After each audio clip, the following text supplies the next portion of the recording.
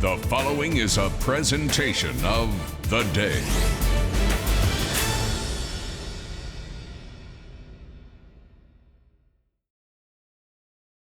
That this facility is alcohol, tobacco, and vape-free. Anyone in violation of this policy will be referred to a member of the Stratford Police Department. Tonight's contest is being played in accordance with National Federation, CIAC, and Southwest Conference rules and regulations. The SWC is committed to the practice of good sportsmanship. We ask everyone to demonstrate behavior that is characterized by genuine concern and respect for others. For the safety of you and those around you, please do not jump on the bleachers. Unsportsmanlike conduct of any kind may result in your removal from the facility. Captains are at midfield for the coin toss.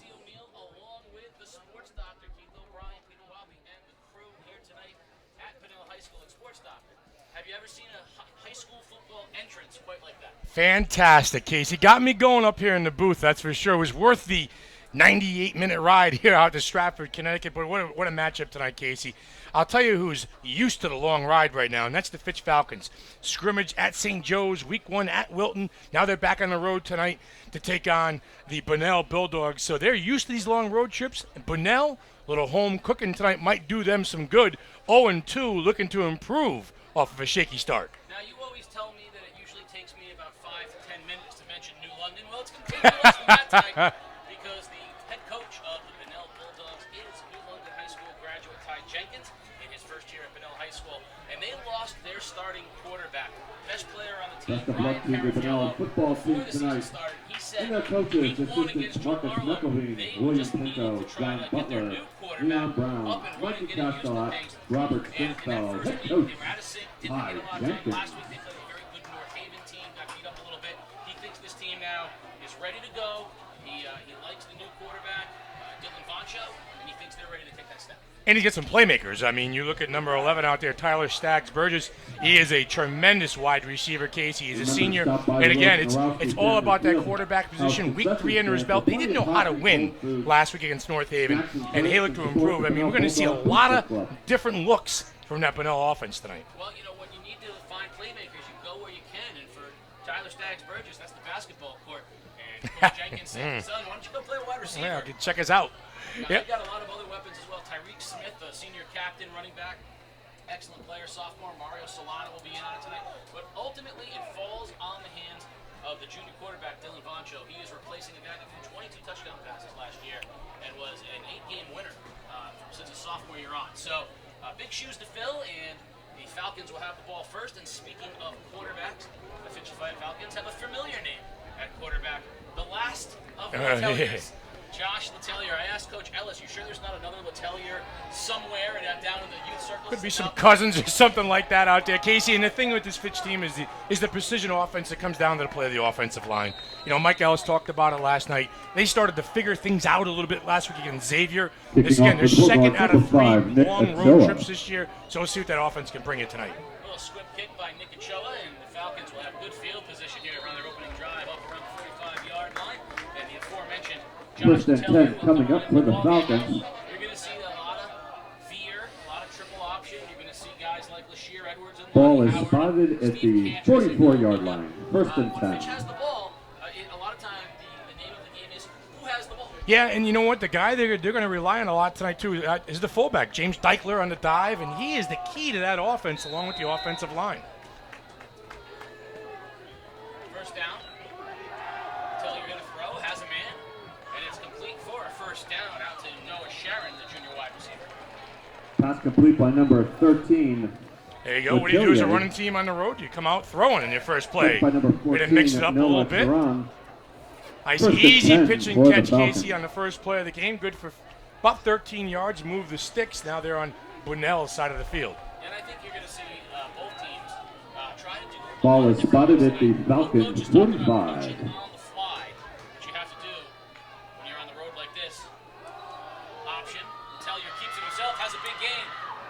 Outside, and we're going to have a flag as he crosses the 30-yard line.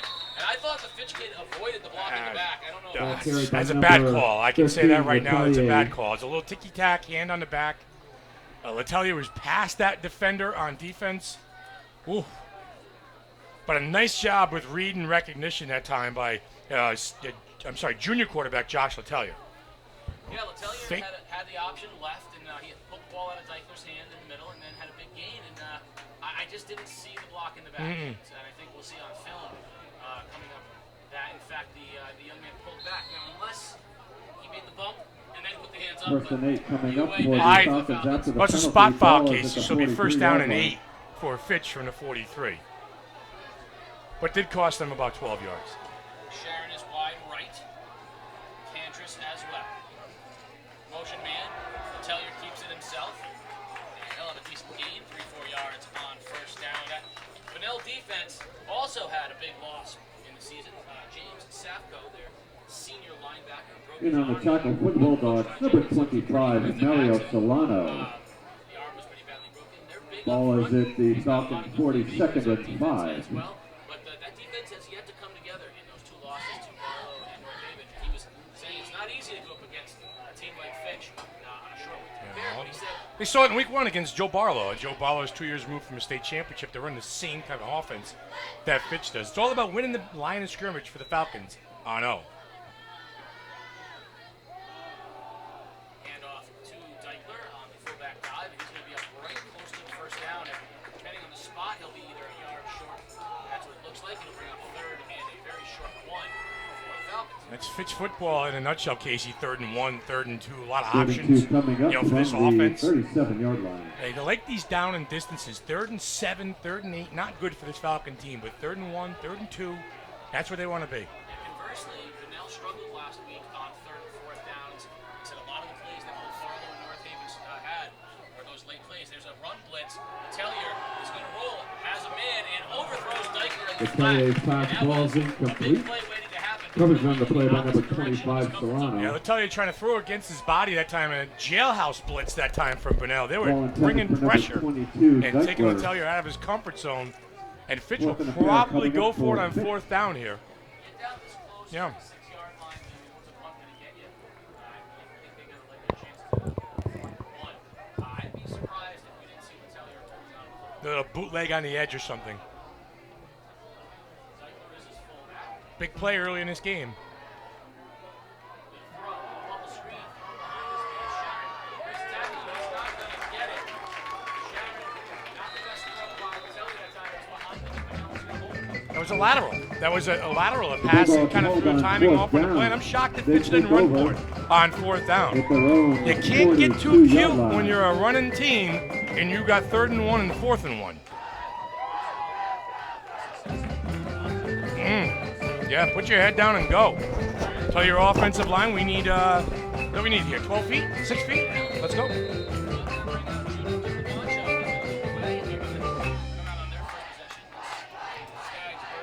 First down for the Bulldogs. And a pistol, huh? High snap. Handoff. Up the middle it goes to Smith. Tyreek Smith at about 3 yards. Ball carried by Tyreek Smith. In on the tackle and by Pick up a 5 on the play. 2nd and 5 North-south from the running that time by 43. Smith. A little high snap. Good pickup on 1st down. 2nd down and 6. a little more than I thought. Good spot there. So Smith kind of carried the pile, I think, for 2 yards on that play. strong kid. They got some big running backs. We're gonna see them all tonight. Fitch got 9 guys in the box. 2nd and 5. Poncho from the shotgun. High snap over his head. Smith's going to pick it up, and he is going to be wrestled back for a huge loss all the way back to the 22-yard line. Nice job by David Ball Dorn. recovered by Heads up Smith. on the spot, coming in and getting Poncho. Taken All right, so down back-to-back at the offensive plays for Bunnell, and you Bulldogs. saw high snaps, and that one hurt him. 25-yard It's going line. to cost him about 20 yards in field position. Now we have brought here in the early going. Going to bring up 3rd and over 20 yards. Boy, the mistakes that you see in a high school football game that hurt these teams. The unforced errors. What's your play that you dial up for 3rd? Chuck it long to number 11 on the edge. How's that? Another high snap. Has time. Now he's pressured. Out pattern, and it's almost intercepted. Vancho's pass falls incomplete. Dangerous throw. Intended for number 2, Valerian. Bunnell will punt. Yeah, Sharon was sizing that up from about 10 yards away. Casey almost jumped that route and took it back to the house. Knocked it down at least. So going from a 2nd down and 4 to a 4th and 24. Vancho. 25 officially.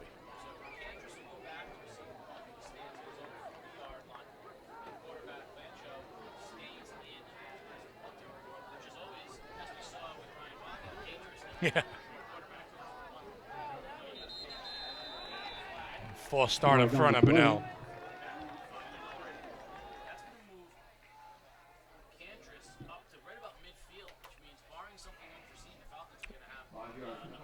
Yeah.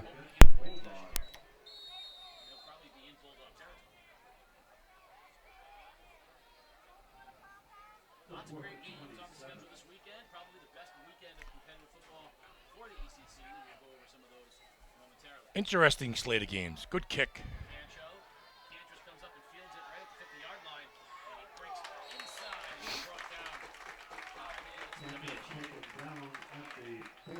46-yard line. It's a nice run turned back by Cantress, and the Falcons will have good field position again. You see those line drive punts time and time again where it doesn't give the coverage team a chance to get down there, and Cantress got 15 yards on a return. Like a little height on your punt. Yeah, let the, yeah. Kind of a double-edged thing. You get the height, and you don't get any distance. You get the distance, you don't get the height. And the Falcons will have their second possession at their own, Bunnell 40-yard line. Letellier will keep it himself, and not much there. Good pursuit that time by the interior of the Bunnell Bulldog line. Nice job by Bunnell, squeezing down in the fullback that time, Deichler. Letellier's got to pull it, Casey. He's got to turn it up himself. That'll be a gain of 2. It'll be 2nd down and 8. Ball at the 38-yard line. 2nd and 8 from the Bulldog 38-yard line. Letellier surveys the Bunnell front. In motion, Mojica, toss to him. Left side, has a block, and a big hit on the sideline. Knocks him out of bounds, but not until a gain of 5. Flag on the play. It looks like we're going to get a hold against the Falcons. By number 36. Yeah, holders at a legal shift, Case. I apologize if you've been having some problems hearing me. There are many people out there who count that as a blessing. But for those of you that wanted to hear me and couldn't, I think we've rectified some of those audio problems, and now we should be good to go. How come it's never the sports doctor's microphone that has problems? Repeat 2nd down. 2nd and 18. Second and 18. 2nd and 18, and both of these offenses going in the wrong direction here in the early going. Penalties, mistakes, high snaps. Letellier, pressured, in the flat, intercepted by Bunnell, crossing the 50 and into Falcon territory. Pass picked off by the Bulldogs. Big interception by the Bulldogs. Well, there again, a little wholesale blitz coming in on Letellier. He's got no time to set up shop, and a bad throw and a good start here for Bunnell. If their first offensive possession was a disaster, Casey, they'll take over right now at the Fitch 45. I like the pressure that Bunnell is bringing on Letellier, and I'm pretty shocked. I'm shocked at how much that Fitch is throwing the football here early going. And Giovanni Fanciulli on the interception for Bunnell that time, and that was a nice read there as he dropped in the zone. Vancho, another high snap. Hand off to Smith, straight up the middle, big hole. Smith bounces outside. He'll have a 1st down as he crosses the 35-yard line. Tyreek Smith. Smith north-south running there, Casey, 7 yards into the 2nd level before he was touched. And again, another high snap, but that time Bunnell able to correct the mistake. And I like the way that kid runs, boy. North-south, no messing around, and finishes a run with his head down. And they're going to give him 10 yards and move the sticks. Move the chains. It'll be a 1st down for Bunnell, as they're now in great field position at the 35-yard line of the Falcons. Got to rectify these snaps, though. Got to get them down. Vancho hands the ball off again to Smith. Ball's loose. He's popped. And I think Vancho recovered it, but Smith was popped on the play. I think that was David Dorn who shot in there and popped Smith right as he got the football. And Bunnell's lucky to have recovered it. And off another high snap, too. The timing of that play is off just a little bit with that high snap. And Fitch that time snuffed out number 32. Now, that's the 4th high snap we've seen on maybe 6 or 7 offensive plays. Yeah, they have not had. No. They have not had a good, really clean snap yet. Yeah. And that's again new quarterback, a little bit different look. Gonna be 2nd and 15. Voncho hands the ball up to Smith, cutting to the outside. Has a sideline, down the sideline, and shoved out of bounds. Number 32, Smith showed you some flashes of his speed there. Bounced to the outside, stuck his head down. Got about 10 yards on the play. Bring up 3rd down. I think we're in 4-down territory here as well. It's going to bring up Third 3rd down and 7 coming up from the 32-yard line. Fitch 32. So we've seen some inside running, some north-south running by Smith. Then we saw that time kick it to the outside. Officially 8 yards on Back the that game can make by some Smith. plays. Tyreek Smith, Third senior down. captain. 3rd and 7 from the 32-yard line. We'll call it maybe 3rd and 6. Voncho again hands off to Smith, and Smith's going to be wrapped up in the backfield and taken Ball carried by down. number 32, Smith taken down in the Trey backfield. Bryant came in from his outside linebacker position, and they gambled that it was going to be a run. They got it, and it's going to bring up In on now the tackle, 4th and number 14. 77, And it brings it back to the Ethan 30, Smith. almost the 40-yard line, and I think you might see them punt. Yeah, Trey Bryant rolled Fourth the dice. down from the 39-yard Shot line. the gap and made a nice tackle. So both offenses kind of, Going backwards. not, with penalties, Listen, mistakes. can't take advantage of this tremendous field position. Number that we get. 10, Vancho on to punt. Vancho on the punt. He stands at midfield. Cantress down at his 10-yard line for the Falcons. Good snap, no pressure. Good punt. Angles toward the sideline, and Cantress will pick it up on the one hop. Crosses the 20, and a beautifully big hit out on the outside. Cameron Jones drills Cantress. That'll wake you up. I was wondering if Stephen Cantress is going to take that ball out of the to let it go into the end zone for a touchback. Well, he made the right choice. Ball all the way up to the 25-yard line, but he paid the price as he got walloped by Jones. The Falcons will have their second possession at their own 25-yard line.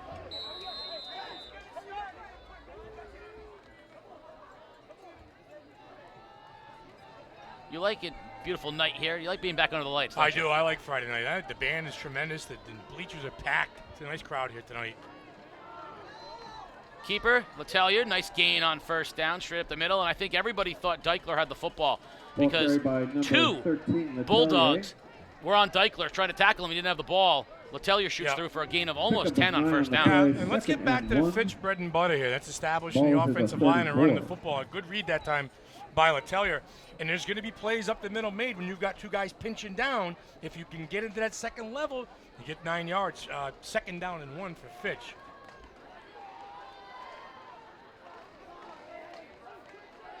Second and 1. 2 receivers to the left. Letellier. Motion man. This time he fakes it to Deichler, keeps it himself, and he's going to be brought down right at the mark. We'll see where the spot is. Nice pursuit by the Bulldogs. Big By 55, Bulldog, number C.J. Newton, 55, C.J. senior Newton. captain. And he's a guy that Coach Jenkins really likes, and he equated him to another outstanding player. He said he reminded him of The London guy? Major. The London guy? Yep. Of course. Well, they are the winningest program in the ECC. I'm sorry if that bothers you, but How many football games did Wheeler win? I forget. I didn't think it took us 2 games. 1st and 10. On the reverse to Sharon. Looking for a block, and he's pursued from the backside and brought down for a loss. And that's a great play out on the edge. Tackle on the play in the backfield. Beautifully Number done. 8, Javon Eggleston. Javon Eggleston that time really did a nice job of catching Cantress. How many Ball times do you carried by see an number inside 14, linebacker be able to get Sharon. in and pursue on a reverse Yeah. and bring down a wide receiver? That's a big-time play. Second Good and 11 disciplined coming football up right for there. Fitch. And right now, Bunnell is just selling out on the fullback Deichler too, and there's just nothing going up the gut. Fitch is going to have to find ways to gain yards. Handoff, there's Deichler up the middle, big gain, cuts it to the outside, has a 1st down, crosses midfield, still pushing forward, and James Deichler, 1st down, Ball carried by Falcons. number 22, Deichler. His best run of the night right there, 14 Tackle on the yards. play. You said they were by selling out on him. number Well, it was pretty 4, clear from Jordan talking to Coach Eggleston. Jenkins. We said, what do you think? You asked him what he thought of Fitch, and he said, we need to know where 22 is. All times. He said 22 is a player. And sometimes all it takes is, a good block and a missed read, and that's what happened there, and it sprung Deichler for a big gain, and now the Falcons are back in Bunnell territory. Misread, bust a tackle at the line of scrimmage in the middle of the field is wide open. Letelier keeps himself, now optioned, and nice gain by the Falcons on first down. Mahika. And I think Letelier is getting very comfortable on that option. He's making good decisions. You know, the quarterback has a lot of responsibility. Do you keep it with Deichler? Do you have to do a lot of reads in that triple read. That's why you have to have 3 of them. That's why it's a triple read. Triple option, yeah. You know what it would be if there was 4 reads? Quadruple option. That's correct, Sports Doctor. If we get any highlights, or excuse me, if we get any scores of any of the games that are going on tonight, we will effort them as we go, like we talked about earlier. Big slate of action over the weekend. Interesting table of games. False start on number 70. Let's start with the big game of the week. I think the 2 big ones, which is NFA and Shelton. The Shelton team ranked 7th in the state, won 25 straight games, something like that. NFA, of course. 22 straight, I do 22? believe. 22 straight regular season games, yeah. And the next time NFA runs the ball this year will be the first time NFA runs the ball this year. Well, they got the Austin Richards, who was fantastic last week against Xavier, right? Threw for 482 yards. Malcantine, Blue, Cody, they got all kinds of weapons. And they're nasty up front, too. I think that, Coach Bakula said we're not very big up front, but we are nasty. That's what you want in an offensive line. Second down, Letelier's going to throw. Slings it, and it's off the hands of Sharon and incomplete. It'll bring up 3rd and 10. He had Graves behind him. Aiden Greaves behind him in the pass pattern, and I think that's who he intended to pass to. He was wide open behind Sharon, went the ladder and got it, but number 20 was just behind him. He was wide open. 3rd and 10. 6:08 left in the first. Shelton 6, NFA nothing. And that's about what we thought coming up. We talked about that. I think that's going to be a competitive game throughout. But it wouldn't surprise me if Shelton wins that game by 2 touchdowns by tacking one on, but a game that goes back and forth. It wouldn't surprise me if NFA wins the game. That's not true. It'll surprise me if NFA wins the game. Deichler straight up the middle, breaks a tackle, and he'll have 6, but it's going to bring up 4th and 4. Oh, it's 4 down territory. If he's running the ball like that on 3rd and 9. Tackle on the play by number 3. Berlin leads Killingly 7-0 at the end of the first. A 55-yard touchdown from Justin Skates to Jamie Palmise. The lone score for the Redcoats and a 7-0 Berlin lead. Berlin trying to avenge a loss there from a few years ago in their state playoff run. Yeah. Berlin went in there and Spencer Lockwood, I think, put a thumping on them. That might be the most underrated game of the weekend. Not a lot of talking about it, but 2 very good programs. 2 2-0 teams, too. Yeah. Killingly, no one's talking about Killingly. And there's a little quick punt by Letelier, and that's going to work out really well. It's going to go all the way down inside the 10, and the Falcons will down it right there at the 10-yard line. So nice move on 4th down there. Little trick by Coach Ellis. A little trickery by Mike Ellis. I thought Fitch was going to go for it. They didn't want to give up the field position, Casey. That worked out They're going to great. make Bunnell earn it. Yeah, that all the way down to the 10-yard line. No one's talked about Killingly this year, and they are the only team they are the most recent state champion of the conference. They're 2-0 this year. And Berlin's got a very good program. They've been, they're a perennial state team. That's a good game. Yeah, Chad Neal took his team on the road in week 1. They went and played Cumberland with Allen, which is like a double L score in Connecticut, and they won. He's okay. We talked about this before. They have a program there now. They just didn't have a team. That is correct. It is a program. A great atmosphere as well. One of the best. Voncho from the shotgun. Good snap this time. Hands off to Smith. And not a lot there. As the Falcons, I think the Falcons have decided they're going to have a body on Smith at all times. Yeah, it's probably a good idea, too. You saw a different look that time from Bunnell, 4 wide spread package. We could see some wishbone tonight out of them. We see everything. Other games of note this week, of course, New London and Xavier tomorrow. That'll be a good one. Xavier had enough of the ECC yet? If they lose to New London, they will definitely have had enough. That'll be 3 losses. They, of course, NFA and Fitch in weeks 1 and 2. 2nd and 10 from the 10. Voncho with 3 receivers right, 1 left. Looks like he's got single coverage, and we're going to get a timeout. End of the quarter. At the end of the quarter, no score. We have experienced 1 quarter. Come on back for second quarter action. You are watching Game Day live on theday.com. At The Day, our journalists are in your community, talking with business owners, attending town meetings, analyzing data, talking to government leaders, reporting on the issues that matter most to you. Since 1881, we have been serving our community and will continue to do so 7 days a week, 365 days a year. Never miss a day of news. Enjoy convenient home delivery right to your doorstep, 7 days a week. Subscribe at theday.com/membership. And the skies will be blue. Yeah, I'm singing on air because the Bunnell band is rocking out. We thought it was the playing the radio, but that Bunnell band is outstanding. And we are at the end of one quarter, scoreless here. And game day is brought to you by Waterford Dental Health. At Waterford Dental Health, your smile and your health are our top priority. Located at 177 Boston Post Road or at waterforddentalhealth.com. Well, you got me smiling. I'll tell you what, you see the band down there with the guitar player and everything, the drummer. They got a full setup down there. I think the sports doctor wants to go grab the guitar and rock out with the Bunnell band. That is very, very impressive. The entrance was fantastic. I can't wait to see the halftime show. 2nd and 10. Bunnell at their own 10. Voncho is in the shotgun with Smith. Trip receivers to his right. Snap is good. Fakes the bubble screen. Pressured up the middle and sacked. Right in front of the goal line. Sack number 44 of the Falcons. That's Greg Santora. And that is a big loss, and it's going to put Bunnell right on the shadow of their goal line. It's going to bring up 3rd down and about 20. Santora shot the gap that time, unblocked. It almost got Fitch's safety right there, Casey. He was dangerously close to being in the end zone. He wasn't fooled by the play fake. I mean, they faked to Smith. They wanted play action, and he wasn't fooled by it at all. Yeah, Bunnell's trying to spread him out a little bit offensively, going with a 4-wide package that time. And, Fitch has got single coverage on the outside, and they're just going to come after you. We have not seen them put the ball up to Tyler Staggs-Burgess yet. At one of these points, they're going to have to try to get him involved. A delay game, yeah. Yep, delay game against Bunnell, and I'll back him up a little farther. Against the Bulldogs. Now, where is number 11? We want to keep our eyes out for him. Top of the formation on the side. And he's being matched up. See who's the Falcons have matched up with him. Because he's got single coverage out there. 3rd down. Voncho, high snap. Rolls right. Pressured.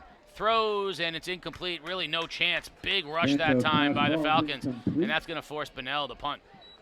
Well, again, you go back to the high snap again. Just throwing the timing off on some of these plays. It's about a half dozen high snaps.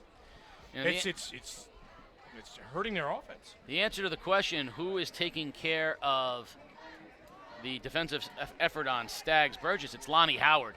And, that shouldn't be a surprise because he is probably their best defensive back, and he is going to have single coverage pretty much all night long.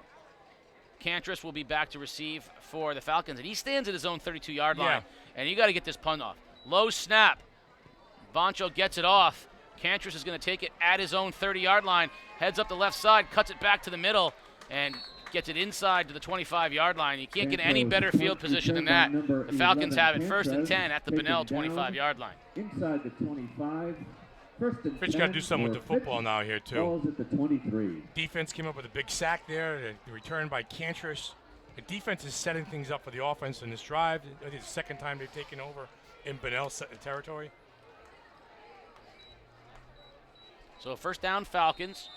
2nd quarter action, no score. Sharon goes wide right, and Deichler is the fullback. Letelier keeps it himself, breaks a tackle, and gets it to the 2nd level. Nice gain on 1st down by Josh Letelier. It'll bring up 2nd down and short. Talk about patient running that time. Took the ball out of Deichler's belly, kind of danced to the outside, cut it back to the inside, stick your head down and get 4 yards.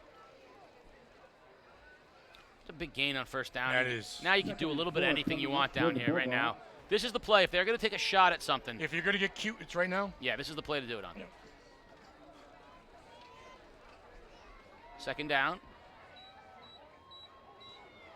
Motion man, and we're going to get, I think we're going to get a false start out on the edge. Falcon guy jumped. And there, that's what both of these teams have had happen, though. Every time they have a positive thing happen, the next play, there's been a penalty or a fumble, and neither of them have really been able to get anything going. When you talk to the coaches, too, week 1, week 2, they say, we're heading into week 3, week 4, we need to clean things up a little bit. You know, how many times you talk to the coaches, okay, clean things up. Fellas, got a lot of cleaning to do so far in this game. High snaps, some bad We'd penalties, like to just thank as all of our unforced errors. sponsors that you see around the stadium for their continued support of Bunnell Athletics. We are currently seeking local sponsors for the upcoming winter and spring Folks, if you're sports enjoying season. game days live If you streaming or and video someone you know is able storytelling, to there are help out two the ways you athletic can support department, us. please So get in first, touch with our please consider athletic purchasing a director, print Mr. or a Wayne digital Wall, for subscription more to The Day information. at theday.com/subscribe. Subscribing to The Day supports local journalism in your community, including our coverage of high school sports. If you'd like to do something more immediate, go to our YouTube live stream and click the $ icon at the bottom of the chat window. You can make a contribution of any amount and send a message right to the sports doctor and me, and we'll give you a shout out on the air. But either way or neither, we want to thank you for helping us continue to bring you the best in Connecticut high school sports. Second down, it's going to back it up to about 2nd and 8. Second down coming up for Fitch. Letelier. And we're going to get another false start. Man, And just- clean it up down there, fellas. Coach Mike Ellis want to pull his hair out right now. Does he have any left to pull out?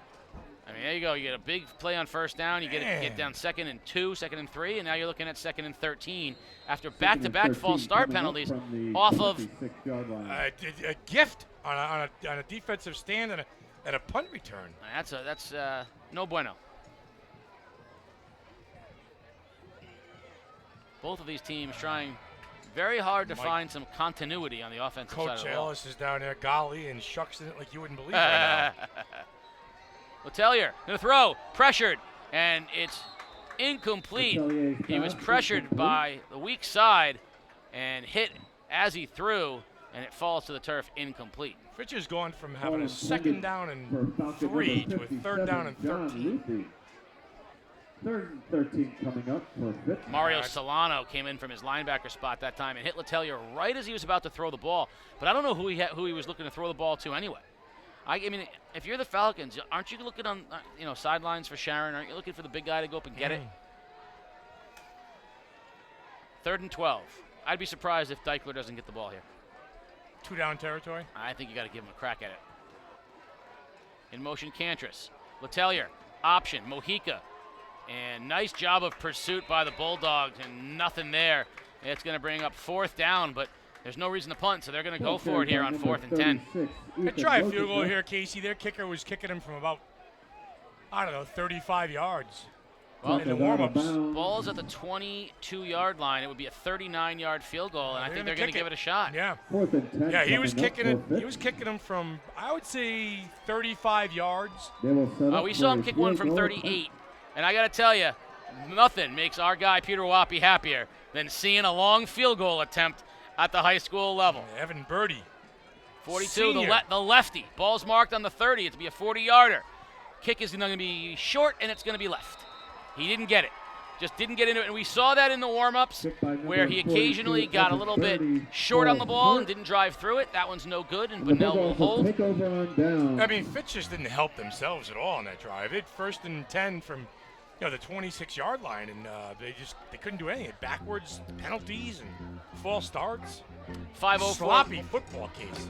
5:04 left in the first. Shelton 12, NFA nothing. Mikey D's up there. He is. That's correct. That's how you know it's a big game. 1st and 10 for Bunnell from their own 20. So Bunnell survives a horrid offensive set in bad field position and will come out here with the ball at their own 20. Vancho will start again with 4 wide. They just seem determined to try to spread the Falcons out.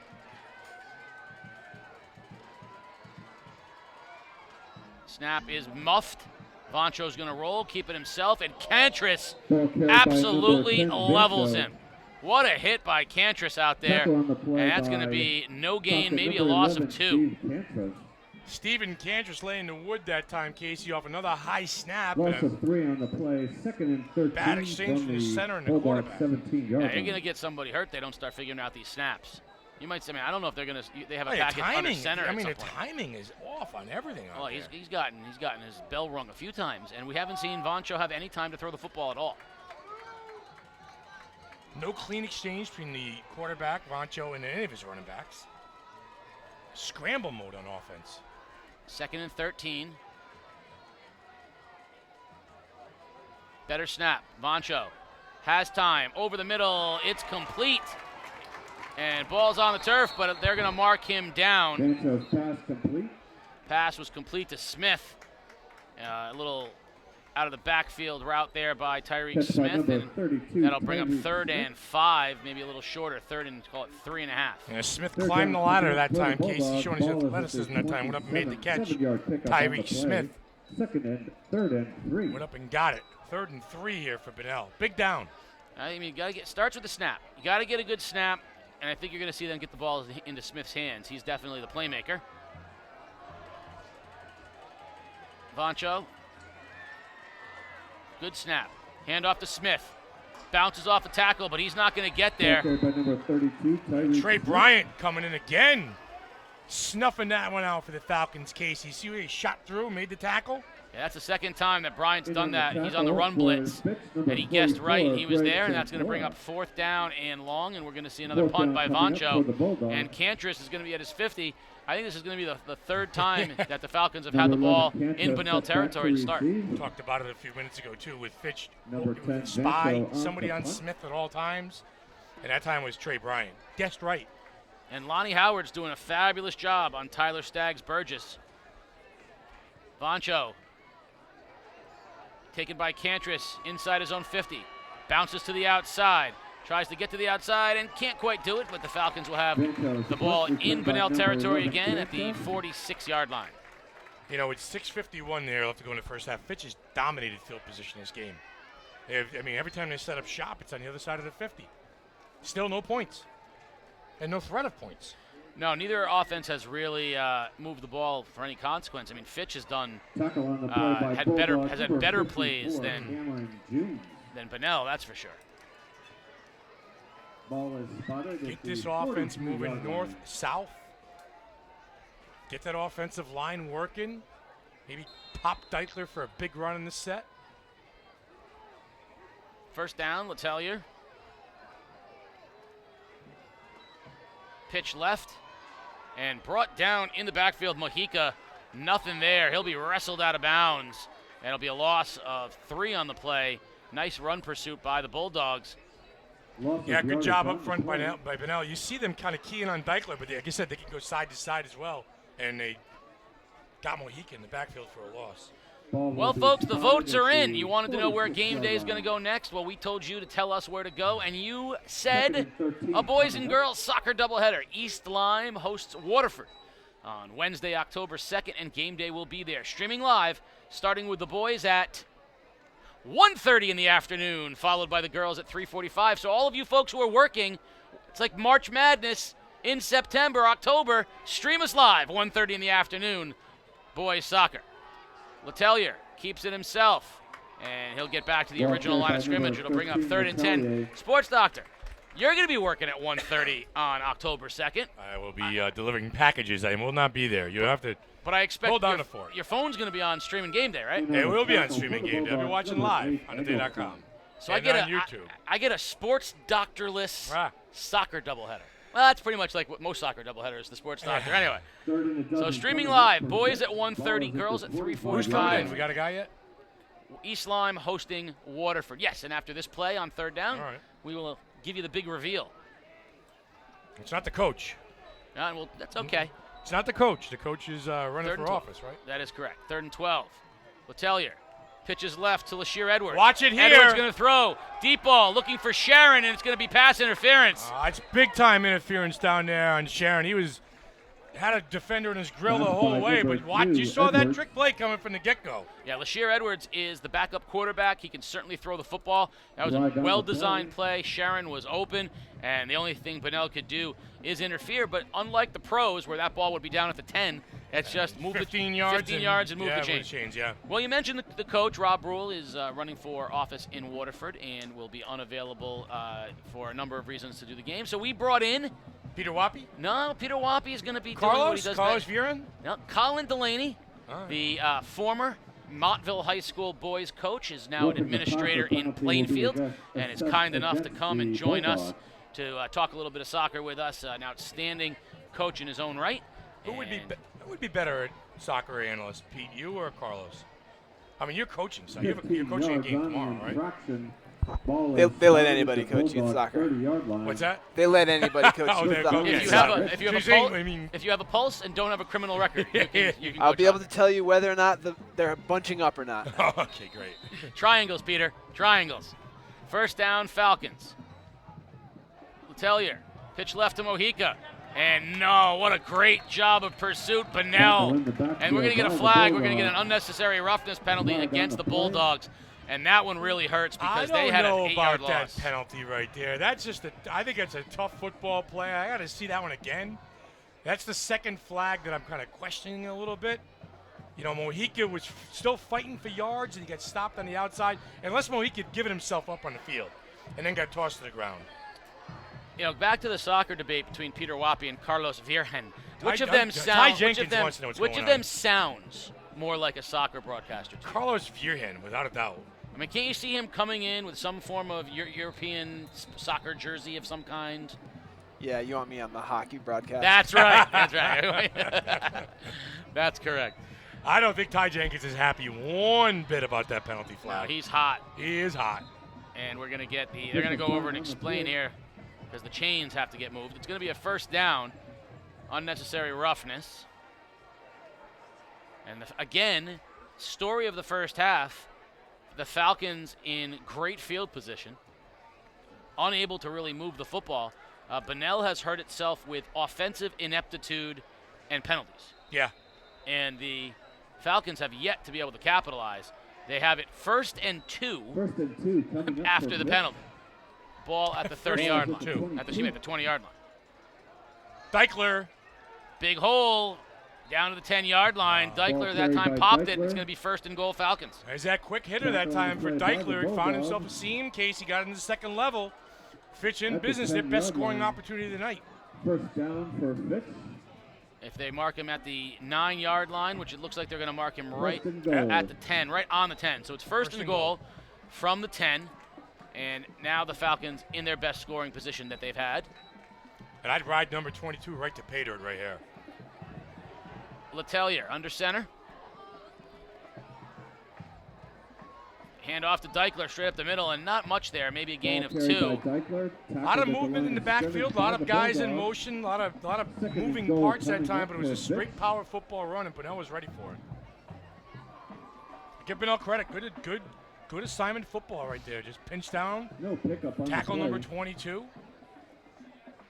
Well, Ty Jenkins, as I mentioned before, is a whaler, and he referenced Coach Tommy Major of New London a few times in conversations from whether, he telling his guys the train's coming.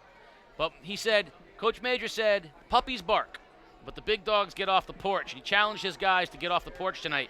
So far, the defense has been off the porch. Can they continue? Second down. Letelier keeps, now pitches to Mojica. Late pitch, Mojica breaking tackles and driving towards the end zone. He won't get there, but a good run that time. Letelier on the late pitch to Mojica, and I think he got maybe down inside the 5. Oh, that was all Mojica that time. Third and goal Casey, coming Ethan up for Fitch. Mojica on the outside, sticking his head down. That was a good run. Ball is at That was the a good run. That could have been 5-yard stopped for a loss. Third and goal. And again, Letelier, too, to be able to keep that left arm free to pitch that ball out the last second. And that's, by the way, the most difficult pitch in the option. Your weak hand Going late, away, going left. Yeah. going away from you. Yep. That's a tough pitch, and he did that well. Got a guy on the front side of his right side, so he can't move. Third and goal from the 5-yard line. Letelier keeps it himself. He's hit. He's stacked up. He drives He's not forward. gonna get there. He'll be short. It's going to bring up fourth down. Fourth and goal. A coming sellout up again for that the time on number Falcons. 22, Deichler. Letelier tried to fight his way to the end zone. Good tackling up front by Bunnell. Letelier was not brought down on the initial contact, but he was stood up, allowing the rest of the Bulldogs to get in, and we're going to have a timeout. Timeout on the Bunnell, field taken 2:18 by on a Bunnell. 4th and 9.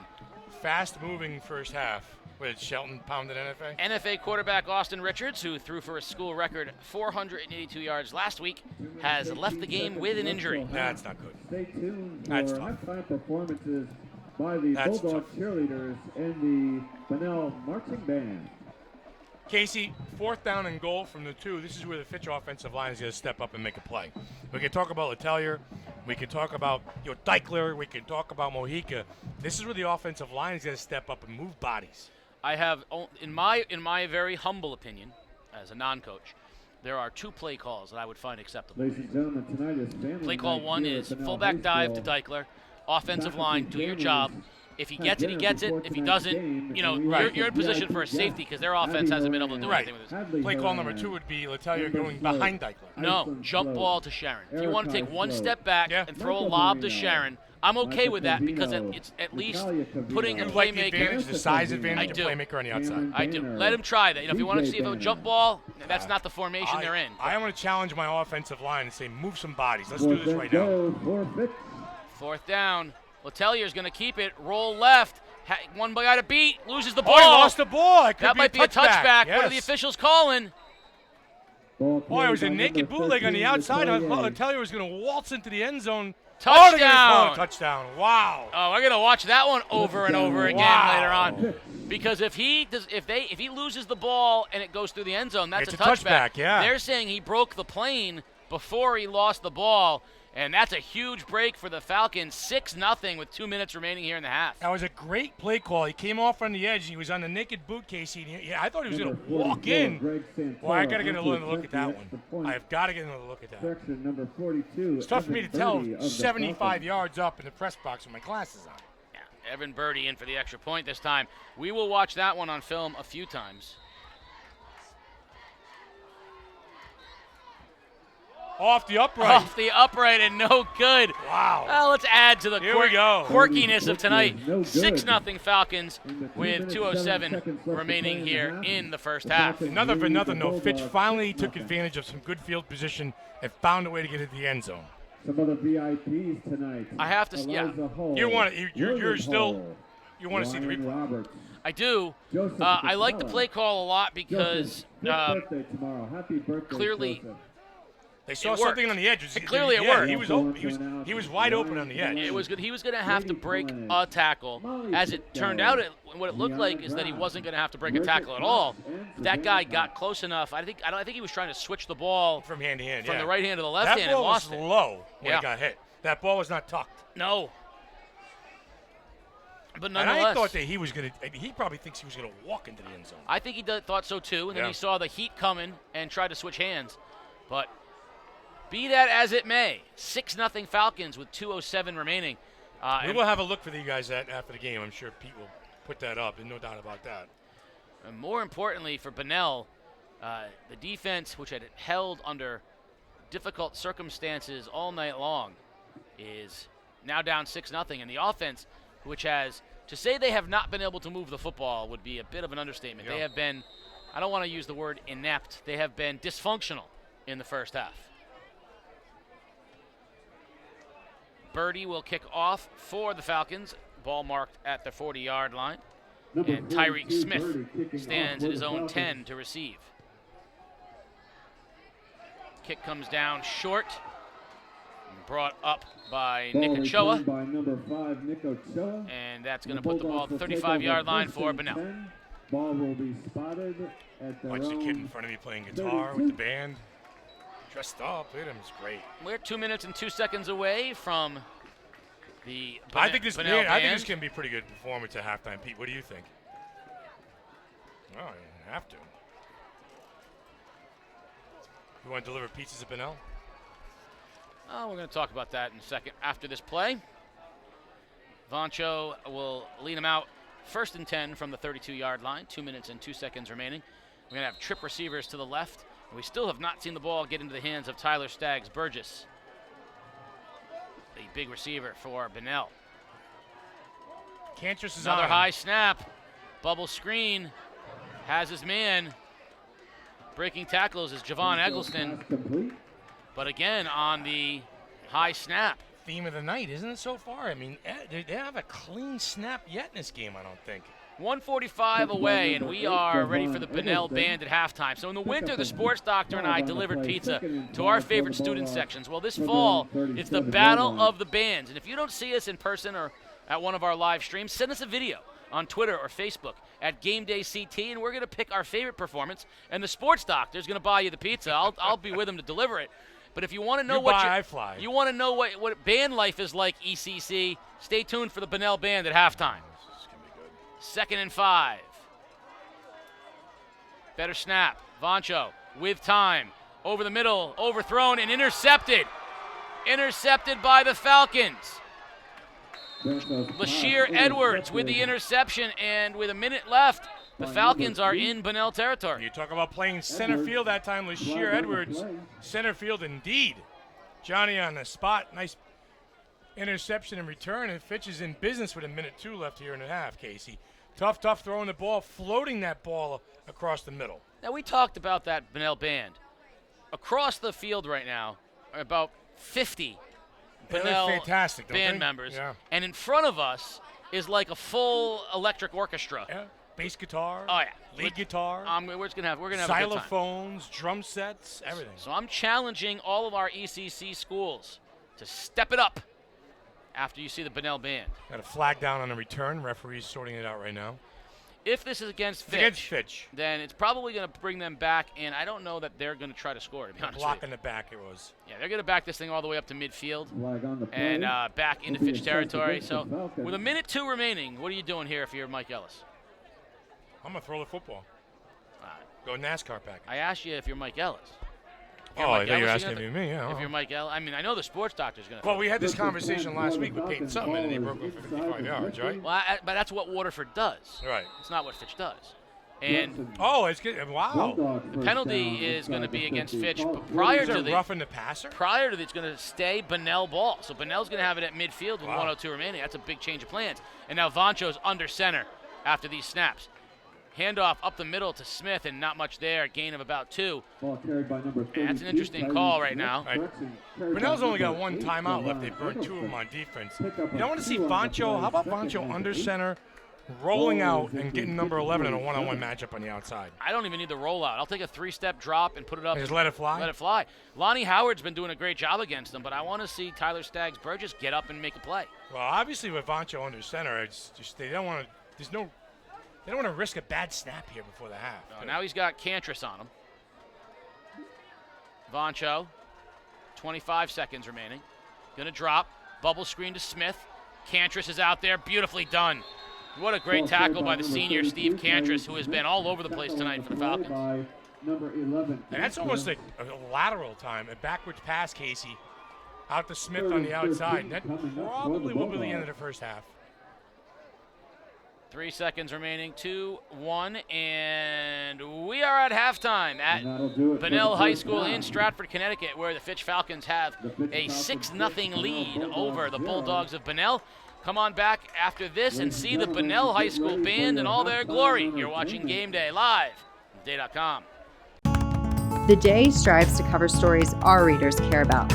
With a feature called Curious CT, we make it easier for you to tell us what you want to know about the people, places, and issues in southeastern Connecticut.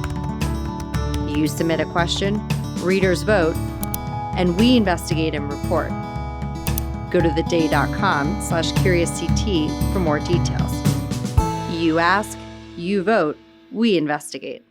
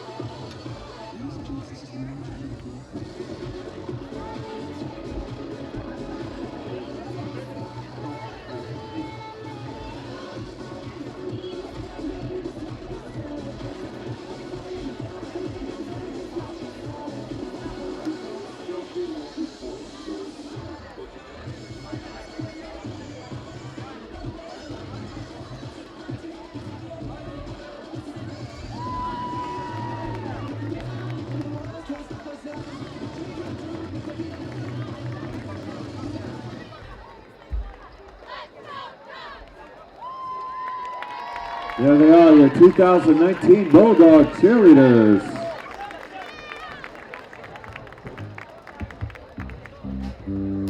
Next up, the 2019 award-winning Bunnell Bulldog Marching Band.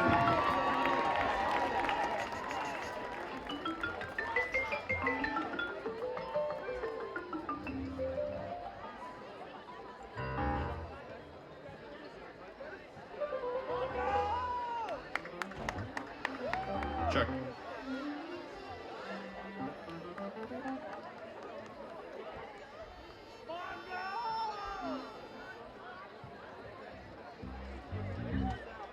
Check, check, check, check, check, testing, testing.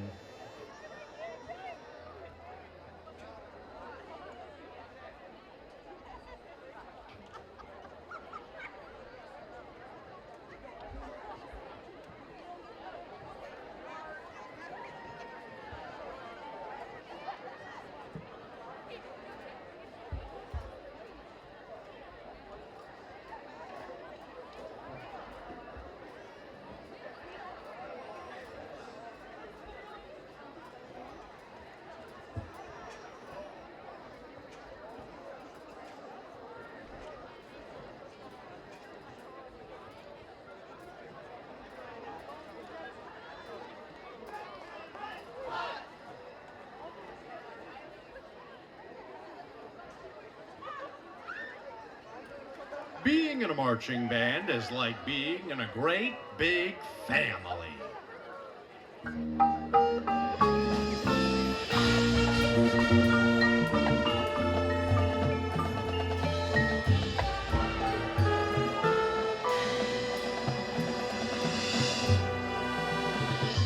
These high school students found love and joy in the Bunnell Band.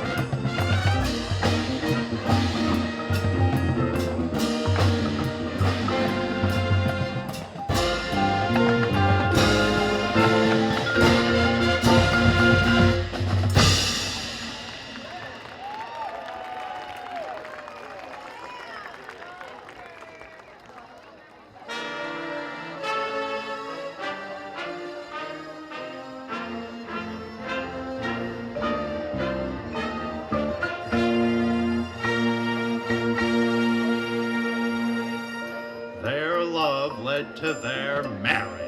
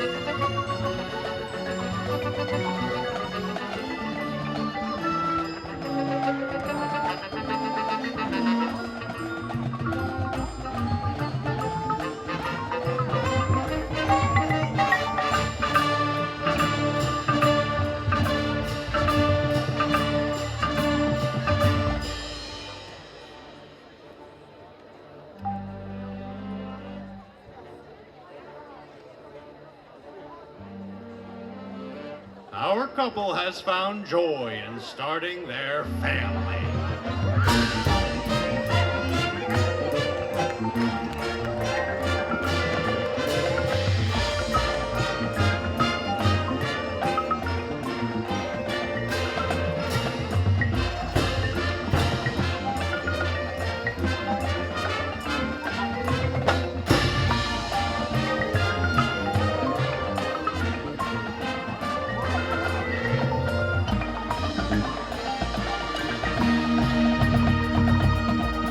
Over the years, many couples have found their lifelong joy in the Bunnell Band program.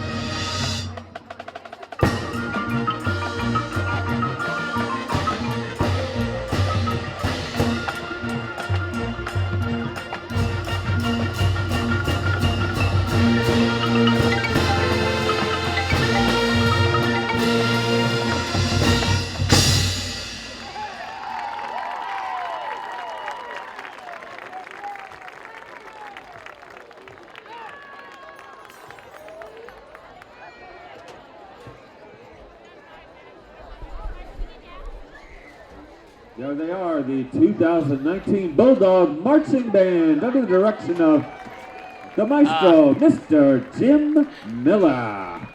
Well, this is a game day first. No disrespect to either of the two football teams playing tonight, but far and away the most impressive and entertaining part of, I think, any game I've seen in quite a while. The Bunnell High School Band, the Bulldog Band, Ladies and gentlemen, just put we on have essentially three VIPs up in a the true press box halftime tonight show. from Family Night. A little I'd like to mini introduce them to you. Actually, they'll operatic introduce themselves. What's your name, walk ladies? through the life of My name's Abigail Horan. the various Bunnell band members who have fallen in love and shared their lives. And I have one Peter, have you ever question seen for anything you like guys. that Who is from a your band at halftime? favorite football Not at a team? high school game. That is Way to go, remarkable. ladies. Now, we have I said hope you're going to that join we're us going to in bring the the pizza halftime cheer. to anybody, to any of the bands, the best band. Sports Doctor, you ready to make a trip back to Bunnell? I think we're going to have to. What's going on? ECC. Let's see what it takes. I mean, that was fantastic. You know, for the sake of my miles, please, Ledyard, Fitch, someone in the ECC, because that was unbelievable. The challenge is out. I've never seen a high school band do something like that. It's worth its own video package to replay it. It had everything. It had unbelievable music. I mean, Storytelling, storytelling, music, visual. precision. It was Yeah, fantastic. member of the football team leading the band. Yeah, Tajay Rogers, little a shout out to Tajay. He comes off the field, big number 98, throws on the white gloves. Yeah, goes to work. That was very, very impressive. I'll buy you fly if we have to deliver the pieces to Stratford. So I'll definitely shell out the cash. There might be a little Uber Eats action You going wanna on here. put the miles on the cars. But in listen, Stratford. hey, ECC, Southeastern Connecticut, in a whole. Listen, this place is packed. This place is buzzing. There are families here. This is what you want in a high school football environment. Yeah, I have rarely enjoyed a halftime show where I was riveted. I was riveted by that. I was wondering what was going to come next. The couple, the two kids who were portraying the married couple, wearing identical clothing to the wedding picture and dancing. By the way, they had to come. They had to do a dance routine themselves. The cheerleaders, the flag corps, the band. What an impressive showing. So Bunnell, Bulldog Two thumbs Band. up, baby. Two thumbs up. That's impressive. ECC, you got your work cut out for you. All right, Sports Doctor. I'll tell you something. The atmosphere down here is tremendous. The bleachers are packed. There's people all over the place. This is why you love high school football on a Friday night. This is why you like Friday Night Lights. I understand the Triple E threat in Southeastern Connecticut, but Casey, I walk from the concession stand, back up to the booth up here. But this is why you play games on a Friday night. It is, but I have to tell you, it takes a special community to embrace a program the way clearly Bunnell embraces the Friday night football, right? So the crowd is here. The band is in full bloom. This is an 0-2 team.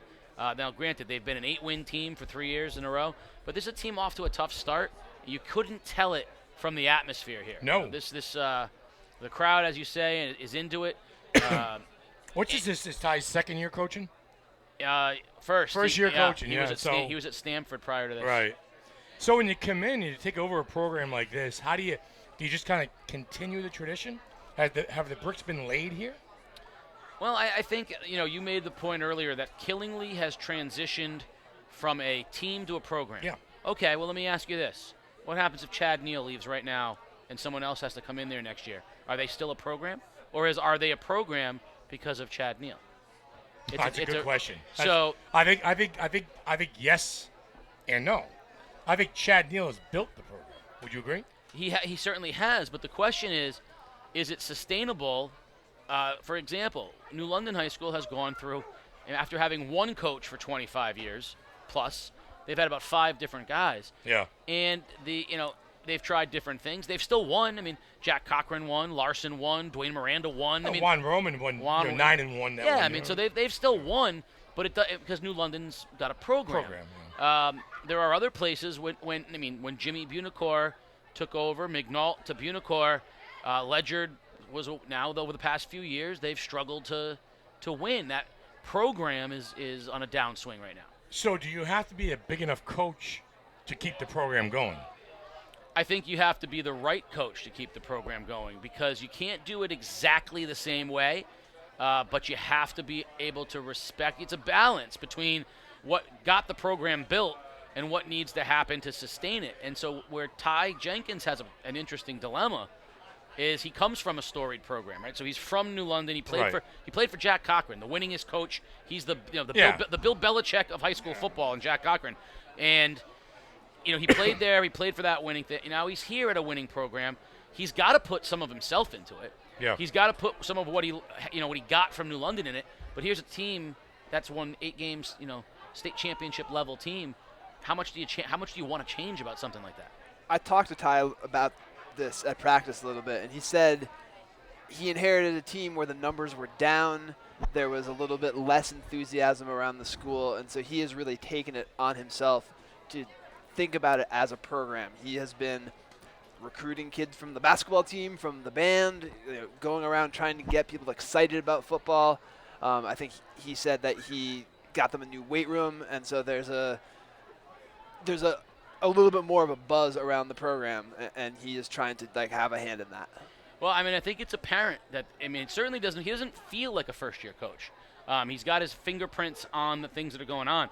And what a beautiful. It seems like he has a blueprint. After talking to him last night, do you sense that, Pete, when you came up here and saw him? Does he have a blueprint, or is he still trying to figure it out?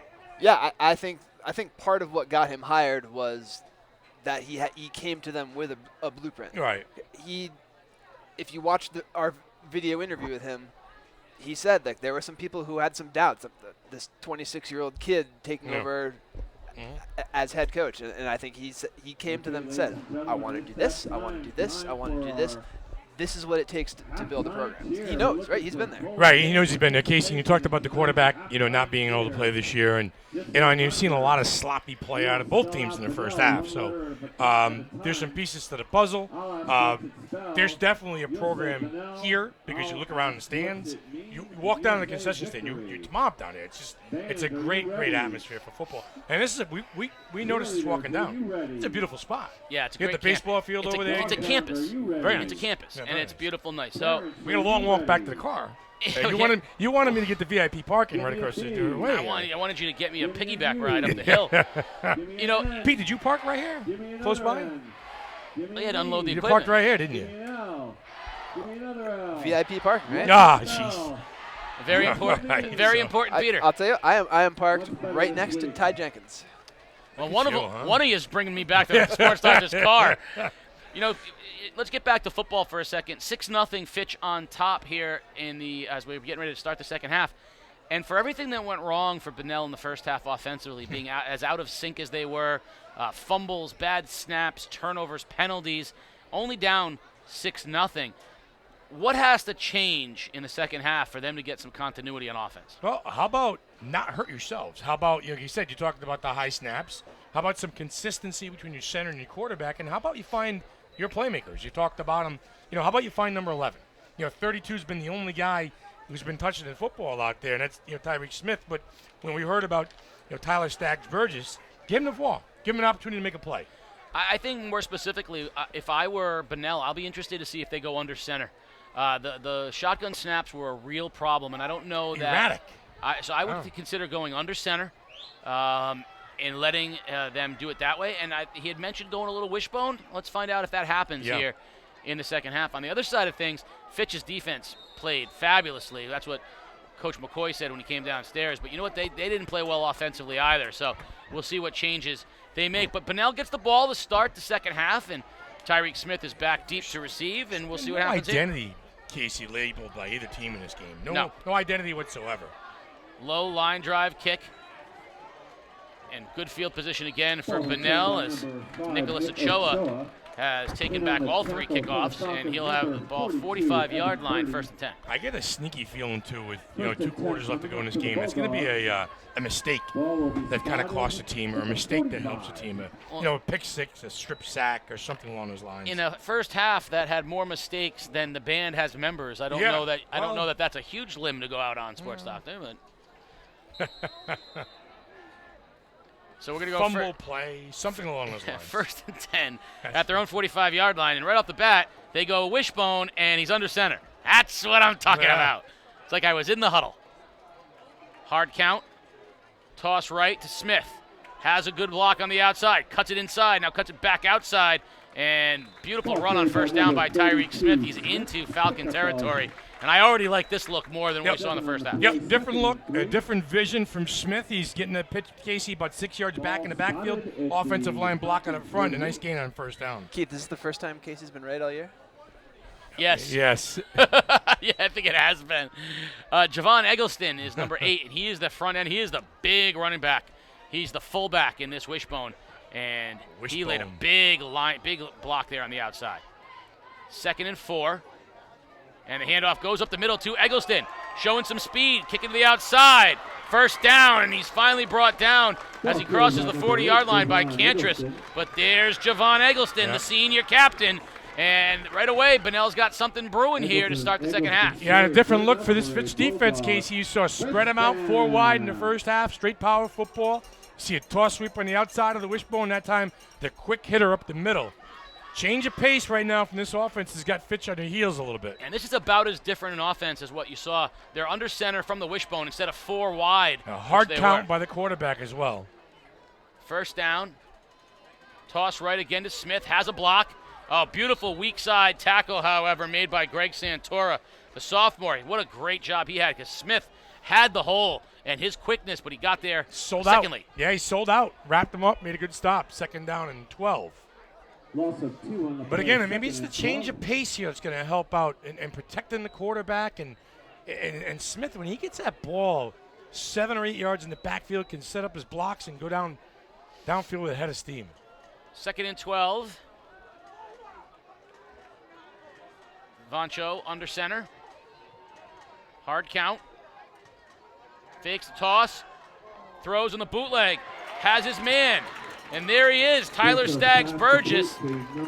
He'll get back past the original line of scrimmage. It'll be a gain of about 6, but give credit to Vancho there, because he was naked on the flat. Under duress. Pickup of 2 on the play. First 3rd connection and at 10. a time with his number 1 receiver, number 11, Staggs Burgess. Good job by Fitch snuffing it out.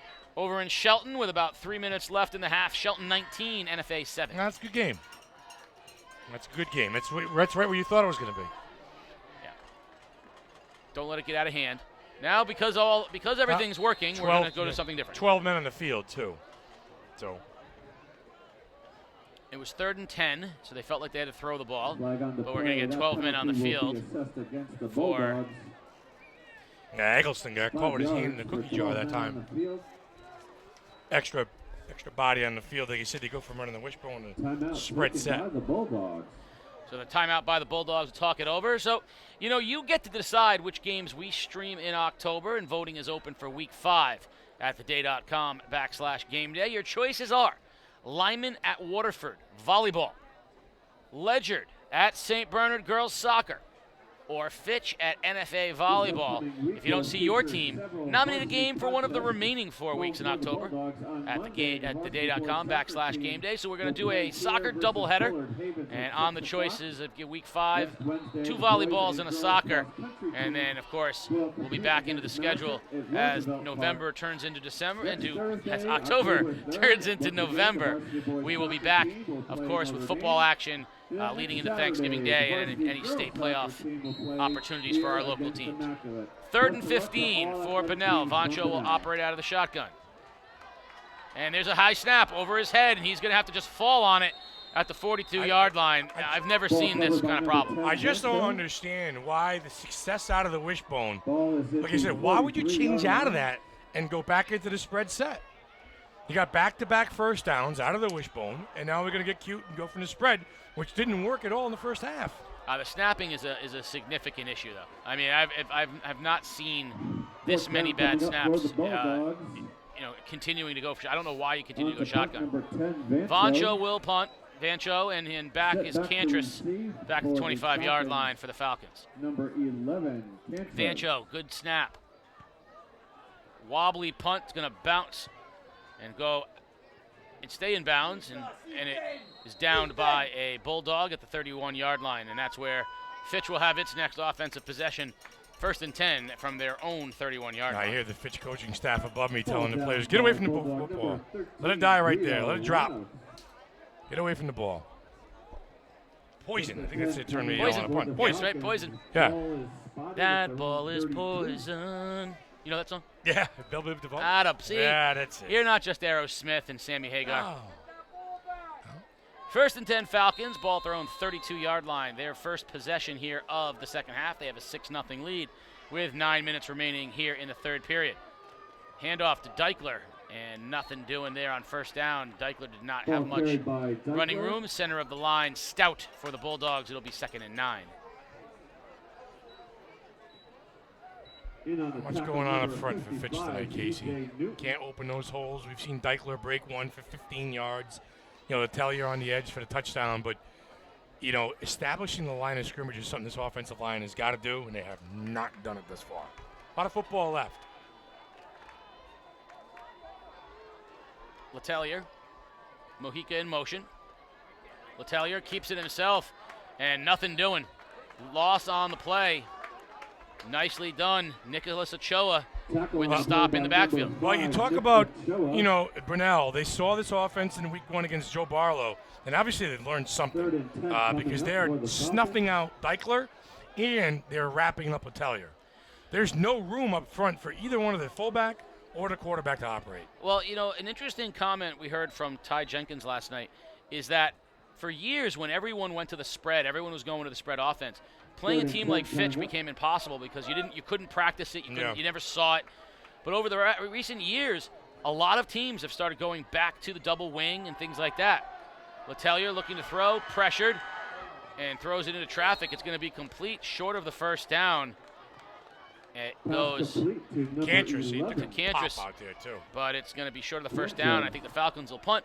We're seeing more and more teams going to the double wing and the veer and the option because it was so new. No one did it. Now so many teams are going back to it. It's not that unfamiliar anymore. Nope. And you've got to have an offensive line to move bodies up front. Number 32, Smith set back deep. Tariq Smith will be back at his own 35-yard line, receiving the punt for Bunnell. Letellier will punt. He fumbles the snap. He's pressured, and a big break by Bunnell as Letellier fumbled the snap, and the Bulldogs pounced on him. Eggleston was the first one there, and great field position for the Bulldogs. Talking about that big mistake that may, swing the momentum of the game, that could do it right there for Bunnell. And what else this field position does is it allows them to get right back under center. I get right back into that wishbone. I did. Hammer that offensive line, get that ball to Eggleston, let him do work. Get the ball in the back deep in the backfield to Smith. Let him bust a run, and here they go, 4 wide. Just like I said. You're taking my role, Sports Talk. Yeah. In motion, Smith. Vancho. High snap. Go figure. Smith gets it though. Breaks to the outside. Spins.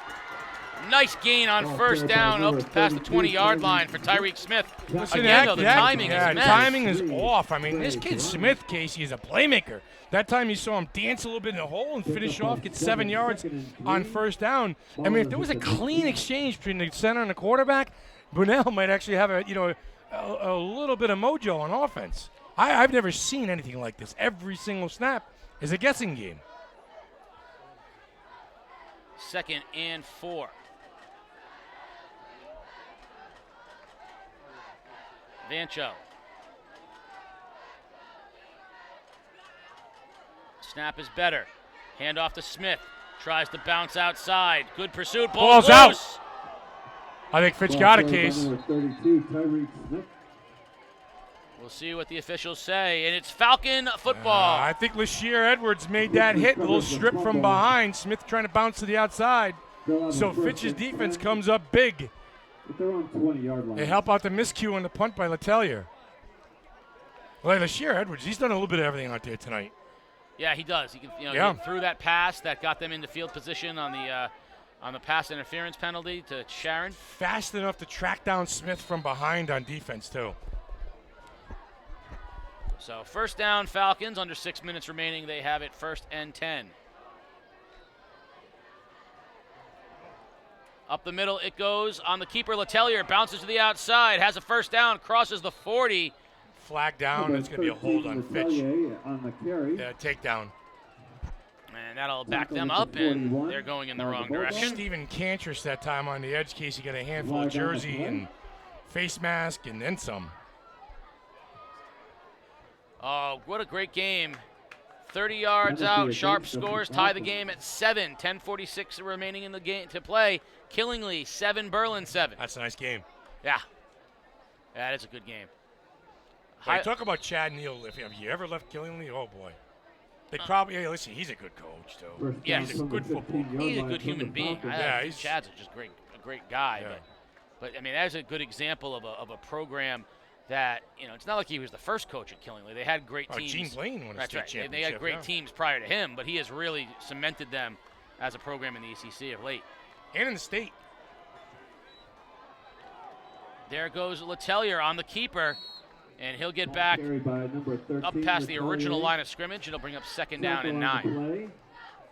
By number 54, I mean, is it me or am I waiting for Deichler to pull a Hollis Scott, pop a big 65-yard run? I'm waiting for some sort of pizzazz from this Fitch offense, and it just go back to that offensive line. They're just not getting it done. I am surprised how infrequently they've given the ball to Deichler. I did think of the old Fitch dive. Now Hollis Scott or Pedro Mojica. Letelier in the flat. Sharon breaks a tackle, shows a little bit of toughness out there, gets close to a first down. He gets it, I think he has it. it. He's got it. That's a big no, Sharon. You had to get to the 30-yard line. Made a good spin move, stuck his head down. That was the best pitch and catch tonight for Fitch. Yeah, that's kind of what I was talking about before, about the play call. Two-step drop. Get him out there one-on-one, just zinging out there, yeah. Because he's a big receiver. He can run. He's tough to bring down. If he breaks a tackle, he's got 7 or 8, 9 yards. Yeah, I think that's a good play or call. Or more. Now I'm giving the ball to Deichler. No matter what, I'm giving the ball to Deichler right here. 1st and 10, Falcons. Ball at their own 32-yard line. Handoff to Deichler. And Letelier kept that, I think. Did he keep that one? Let me see. No, that's right. Deichler. Yeah, you're right. Deichler had the ball. Like I said, it was going to happen. Yeah. And clearly the Bulldogs thought so too, because they're selling out Deichler every play. That's the problem. They're not. I think they're playing a 2-gap where they're just pinching right down. Yeah. Where they're not going to let that fullback dive either side, which is why I think you've seen Letelier have some success running the football. On the edge a little bit too. So. Ball's at the 30-yard line. Maybe get him out on the wide side of the field. Maybe get one of the speedsters in the act. Maybe a little double reverse out of this set. 2nd and 11 from the 30-yard line. I think the Falcons, a little different wrinkle now. They go too wide. Something they haven't shown often here. NASCAR package here from Mike Ellis. He's on the edge. Gonna go option. Letelier look to throw, rolls, throws, and it's incomplete. Looking for Aiden Graves. He was well defended, and it'll be 3rd and 10. Yeah, just a little late on that throw was Letelier. I think if you let it fly a little sooner, Graves could have made a play on it, but the defender closed out pretty good. As soon as he gets on that edge, Casey, as soon as he has a look as his man, and it's a tough throw because he's going to cross his body, but just let it rip. Just let it fly, son. What do you got here for your 3rd and 11? Think they'll throw the ball, or we're going to see an option here? No option. Same formation. Yeah. Or get Charon, a kid you want to get in one-on-one matchup on the outside. There's no safety help. Dive, Deichler. Gain of about 5, but it'll bring up 4th, and I think we'll see Letellier punted away. He muffed the last one. That's a tough play call on 3rd down. Pick up a 3 on the play. 4th and 8 coming up for the Falcons. 4th and 8, but again, it was the penalty on 1st down that got the whole thing going in the wrong direction to begin with. So Letellier will punt, and Tyreek Smith will go back and stand at his own 40-yard line. Sit back for the Bulldogs. Very dangerous Tyreek Smith. Sense that neither one of these teams want to help themselves tonight. I have a feeling, by the way, that Tyreek Smith's due to pop one. That's what I think. Now he's all the way back to his 35-yard line.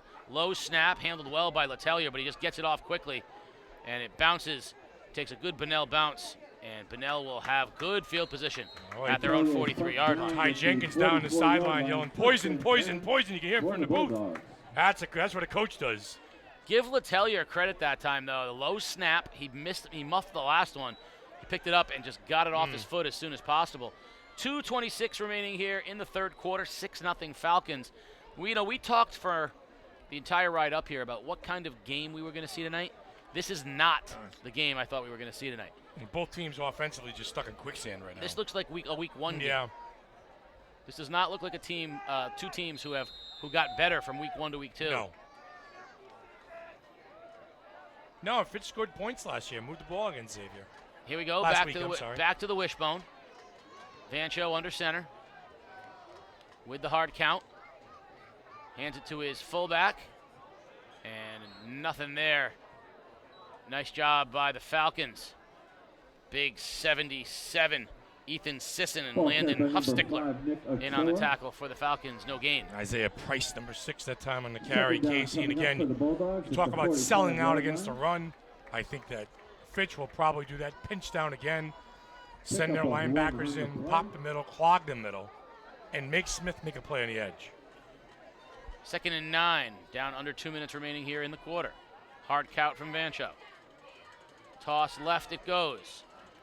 Bouncing outside. Nice gain on 2nd down. Up close to a 1st down is Mario Solano, the sophomore. And that's a lot of quickness out there Solano showed. Yeah, good hard run, too. Good hard finish at the end. Solano on the outside. And again, not a lot of room to operate given him by the offensive line, but this is a good down and distance here on 3rd down for Coach Ty Jenkins. Let's see who dials up here.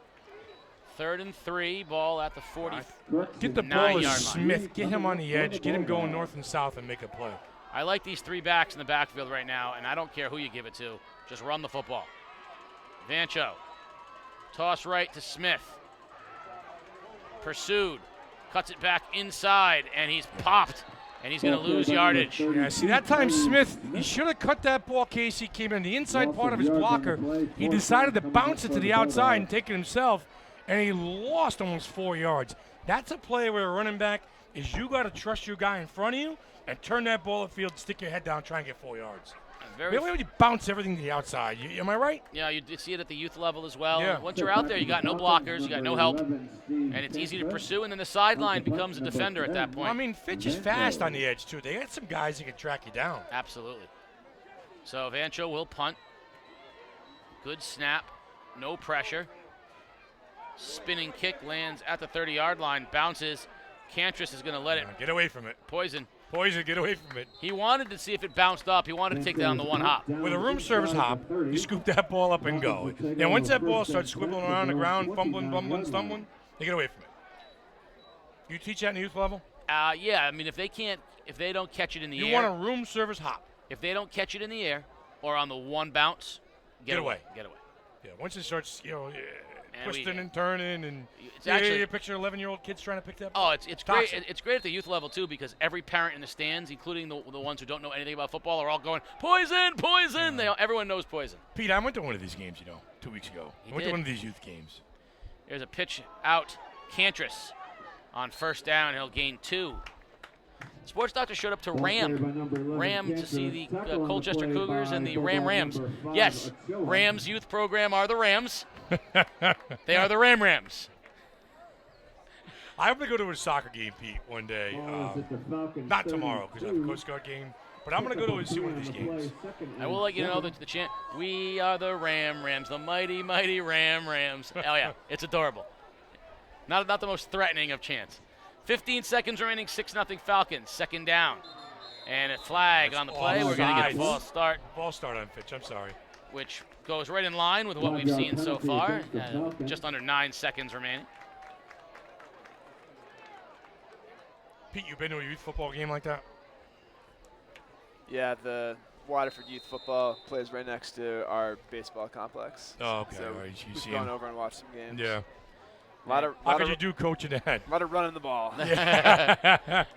And we're at the end of the third quarter here now. 6-0 Falcons. Fourth quarter action on the other side. You're watching Game Day live on Day.com. It's always stayed with me, right on through all the different ranks that I held in the police department. There are about 1,000 unsolved murders in Connecticut. And our department really wanted to solve this. Case Unsolved, a new podcast from the newsroom at The Day, tells the stories of unsolved murders in Connecticut and the family, friends, and law enforcement left without resolution. Listen at caseunsolvedpodcast.com or your favorite podcast app.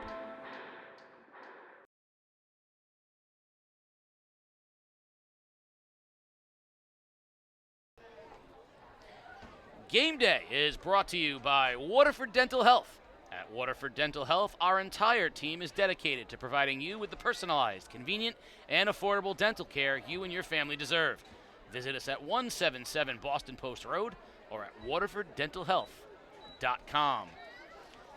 Casey O'Neill, along with the sports doctor Keith O'Brien, Peter Wappy, and the crew, and we are at Bunnell High School in Stratford, Connecticut, where the visiting Fitch Falcons have a 6-0 lead starting the fourth quarter with the football at their own 27-yard line, facing a 2nd down and 10. Stuck in quicksand, my man. Both these teams offensively. So far, the best part of the day has been the band. And we're getting underway here in the fourth quarter. Officials blow in the whistle. This game is moving, though, isn't it? We got to like that. We got a long drive home. Oh. Interesting play that time. Letelier going to keep it himself. Breaks it to the outside. He's going to have a first down. Crosses the 40-yard line. Cantress came in motion and stopped facing away. And they ran the play. I've never seen that before. Yeah, that's a great job, too, by pulling the ball out of Deichler's belly and getting himself on the edge, as I tell you. That's a big gain right there. That defense right now is so keyed on number 22. That play on the edge was there. We have 2 baskets being And maybe that's how you soften up the fullback, too. Get on the edge, make a play or two, catch the defense napping, and then pop it up the middle. Well, it's a read, so as long as they keep selling out on the middle. You've got to soften it up on the edge. Motion man now, Letelier rolls, gonna throw, and he is sacked. Sacked back at the 32-yard line. Big play by the Bulldog defense. And they're just selling out up front, Casey. They're coming after the fullback. They're coming after the quarterback. So as soon as Letelier drops back, he is swamped by the entire defensive front by Bunnell. 770-1618. If you have raffle ticket number 770-1618, Raffle prizes back here. See this? Oh, I didn't. I would have bought a ticket. Claim your prize. Second down and call it 20, 19 maybe. And this is not a down and distance the Falcons are all that comfortable with. Letelier under center. Cantress goes in motion. Toss right to Cantress. Cantress bounces it outside, and he'll gain a couple, but it'll bring 3rd and long. And don't you get Bunnell's got the athletes to track down Cantress too. I mean, they're an athletic team. They're fast moving to the football. Don't you get the feeling right now that Fitch is so comfortable that Bunnell has no offensive capability? Yeah. That they're going to just run this thing, punt it away, and say, Yeah, come beat us. yeah, because I mean, I don't think they have any fear of Bunnell's offense. I don't think Bunnell's the biggest. The play they had was that Eggleston run up the middle for 15 yards. That winning ticket number is We got a winning ticket. 770. 3rd and 13. Letelier's going to throw. Has time. Deep down the sideline. It's up and over the head of Sharon. Beautiful thrown ball. Good coverage out there as well by Smith. Incomplete, and it'll be 4th down. Ball thrown to the inside part of the numbers, Casey. Maybe if that ball's a little more to the sidelines, his receiver can make a play up. It was a good tight spiral. Good throw. But they put that ball in a position where your receiver can make a play on it. And that time to the inside part of the field, he's got to reach over the defender. Yeah, I think at this level, they're just happy putting the ball in a certain spot. No. It's a hard throw. Yeah, it's a tough throw. High snap. Letelier handles it. Gets the kick off. It's a good kick. Bounces at the 30-yard line and takes a Falcon bounce to the 32. And there's where the Bulldogs will have their possession, 32-yard line. It's down 6-0 with 9:43 remaining. The Bulldogs will take over. Get you one of these gift bags back here. Dr. Pepper, Pringles, fruit snacks, sippy cups. Look at all this stuff. Did you buy a raffle ticket? I did not. I should have bought a raffle ticket. That's a pretty good. At a Slim Jim? I would tear that thing apart on the way from Stratford I see back to. Oh, there's Oreos in there. Back to Man. Niantic. That gift with you and I in the car. That would not make it back. That would. It wouldn't make it to New Haven. Maybe no. Jeez. 1st down, Bulldogs. 9:43 remaining here in the ball game. They trail Fitch 6-0. Going to go back to the spread, and they're going to put Vancho back in the shotgun. That has not been a good situation for much of the night. Some troubles with the snap. That one's good. Vancho rolls. He's pressured. He's going to keep it himself. He's got some running room. And he's chased out of bounds after a short gain. Ball carried by number 10, Vancho. You got Smith and Staggs Burgess running deep routes that time. The hole underneath of the field was wide open. Vancho kind of took it himself and ran it. That play was out of sorts from the beginning a little bit. Yeah, Santoro, the linebacker for Fitch, was very, very quick. Closed the gap. I think when Vancho tucked, yeah, I think I'm going to go get him, yeah. I think he saw a lot of daylight, and that was pretty quickly closed up by Santoro. So 9 minutes and 30 seconds remaining in the ball game. And 2nd down and 7. A tough formation for Bunnell to run. I don't think they protect the quarterback out of this formation. Good snap. Vancho. Time. Throws in the flat, and it's complete. Out of bounds it goes. Anthony Valerian, the sophomore wide receiver. Short gain, but manageable now, 3rd down. It'll be 3rd down and 2. Yeah, I give Vancho a lot of credit. Dylan Vancho took a pop. He hung in there in that play pretty well, delivered the ball, and 3rd and 2 from the 40. They've got to have a 1st down here. That's got to be under 9 minutes by the time they snap this. Yeah, this is 2-down territory. 4-down territory. You're going for it. 770 1590. Please come up to the press box and claim your prize. Vancho on 3rd and short. Good snap. Handoff up the middle. Eggleston. Eggleston breaks a tackle. Eggleston crosses the 35. Stiff arms. Down inside the 20-yard line. Big Javon Eggleston with the biggest play of the night for the Bulldogs. And they're in business. 1st down. About 37 yards for Eggleston in that play. The quick hitter up the middle, Casey. Big man rumbling, stumbling. I like the play call on 3rd down. It was definitely 2-down territory right there. And a nice run that time. Yeah, the 2 biggest plays of the night for Bunnell have both been runs by Javon Eggleston. He is a load. Gets himself into that 2nd level, and he shows you the speed and the ability to finish a run. They send Tyreek Smith wide left and Staggs Burgess wide right. And Eggleston in the backfield. Vancho from the shotgun. Good snap. Hands off to Eggleston. And he's going to gain about 5 on 1st down. The interior of the Fitch line rushes to it, but a big gain on 1st down. Straight power football look that time. Like you said, you split Smith out to the outside, and you get your fullback there next to your quarterback, and 2 big plays. Hard to believe, 2nd and 6 from the 16-yard line, that Bunnell is this close to possibly tying and even taking the lead in a game where they have done nothing offensively for 3.5 quarters. 2nd and 7. Vancho. Good snap. Pressured. Steps up. Corner of the end zone. And it's incomplete, but a flag on the play. And they're going to have pass interference as Staggs Burgess was the intended receiver. Wow, I got to get another look at that one. That ball was underthrown. They're waving off the flag. Okay. All right, good. That's a good. That's true. Yep. I mean, the defender was coming back to the football. He's got just as much right as the offensive player. Yep. Good call, waving it off. Yeah. No flag on the play. They got the one-on-one coverage with Staggs Burgess that they wanted out there on Cantris. You got to throw that ball up in the air. Let him go make a play. So it's going to bring up 3rd and 7. Good snap. A little quick inside throw and catch to Staggs Burgess. He's going to be close to a first down. Staggs Burgess will have the first down. He paid the price.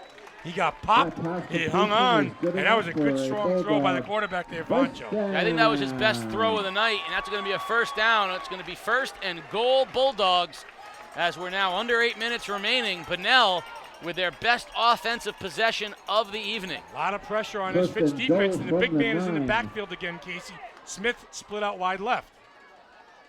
Good snap. Handoff. Eggleston churning towards the goal line, breaking tackles, reaching, and he's going to be down at the 1. Another nice run by Javon Eggleston. And you know what the biggest difference has been? And I don't know if they've changed personnel, but the snaps have been consistent here on this drive. Yep, clean snaps, and again, power football from Eggleston.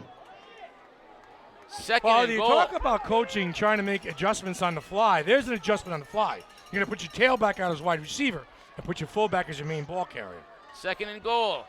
Eggleston up the middle, churning his feet, and he's going to be in for the touchdown with 7 minutes on the dot. The Bunnell Bulldogs have tied the game at 6, and inexplicably are an extra point away from taking the lead. How about that? Yeah, why not reward the young man with the carry, the big 35-yard run, Casey, on 3rd and 2, and Eggleston showed you, put me in, coach, I'll make a play.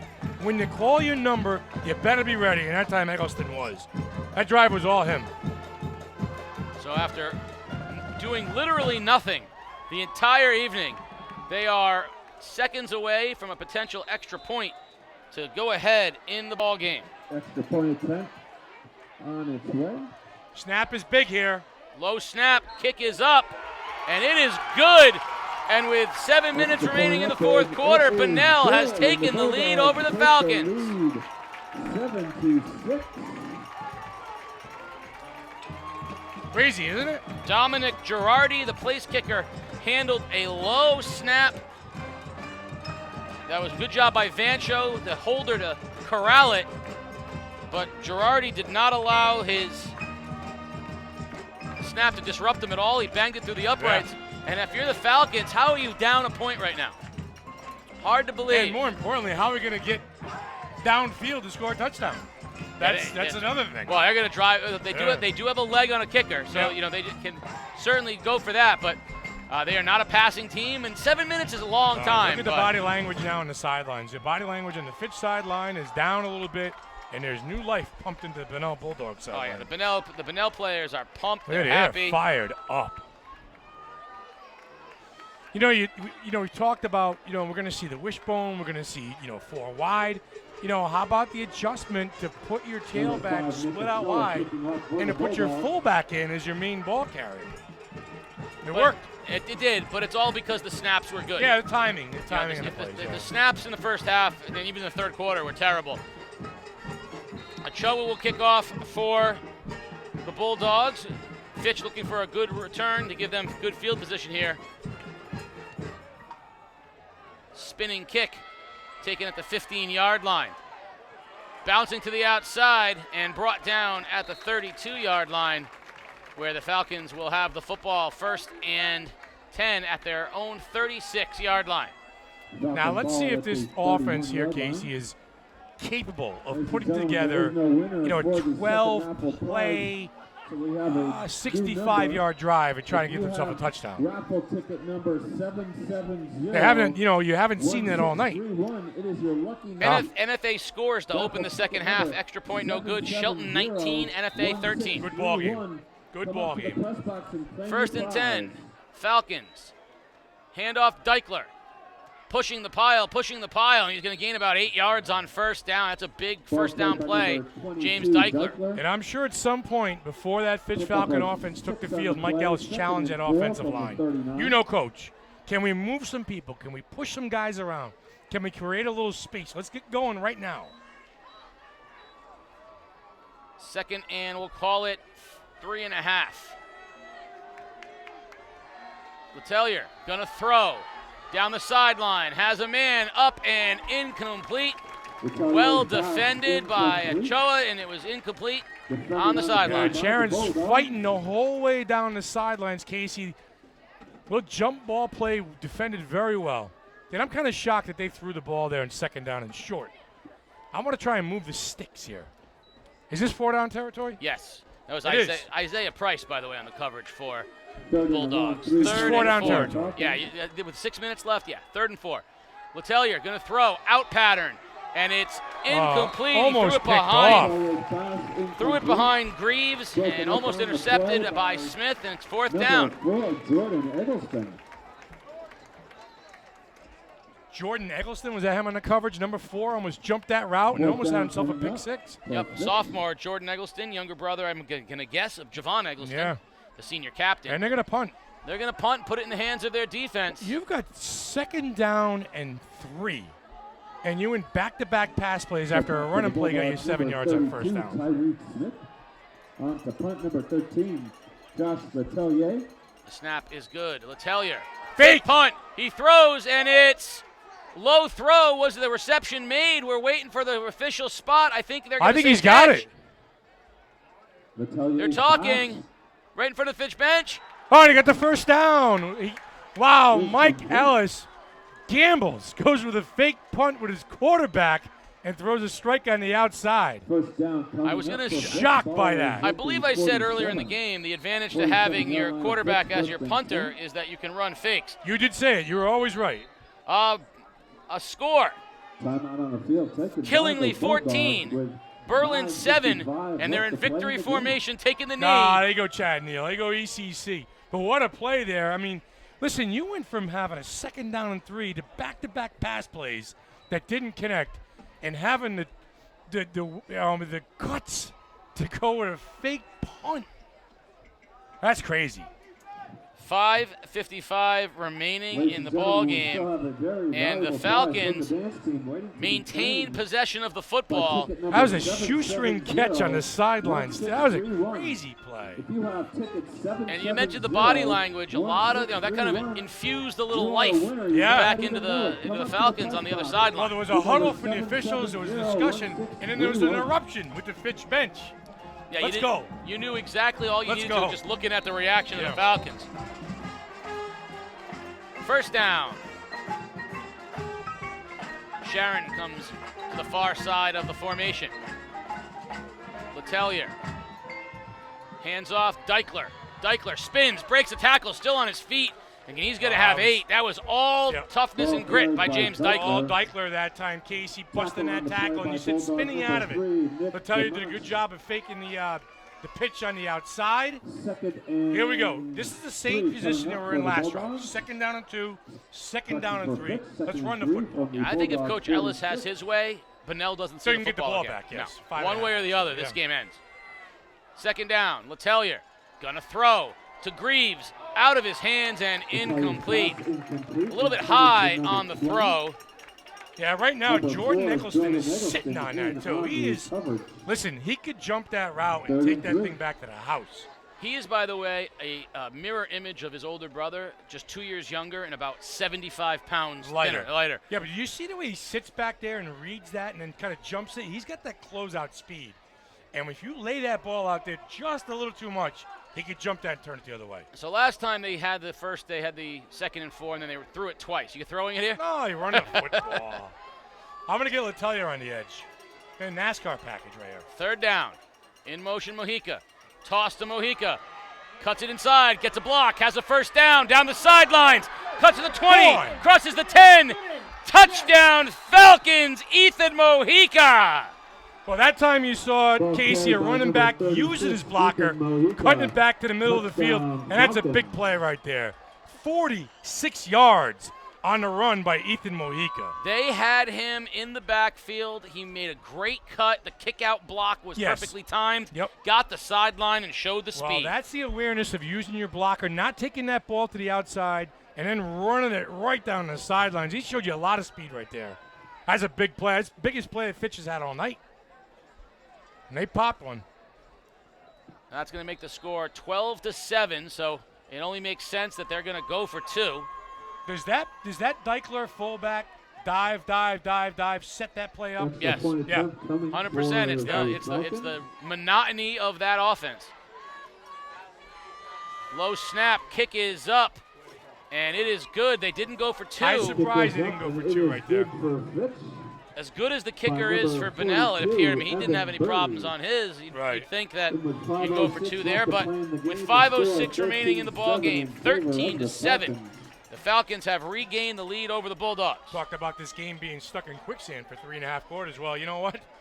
They're a little fireworks right now. Picking it up a little bit. Yeah. And I'll tell you, I joked that, you don't want to get the ball back. I said, I don't think you want him to have the ball back. I think 5 minutes is a lot of time. Yeah. And the way that they were running the ball with Eggleston, they went from a team not able to do anything right offensively to a crisp drive that looked like they could move the ball. Yeah, with a big pop with their fullback. Now, what does Fitch do to counter that? We'll see. I think you take away Eggleston and you take away Smith and you make the quarterback beat you. Sure. And if that means I have to put somebody on an island with Staggs Burgess, then so be it. Yeah. It starts with a good kick, by the way, and not giving them big field position here.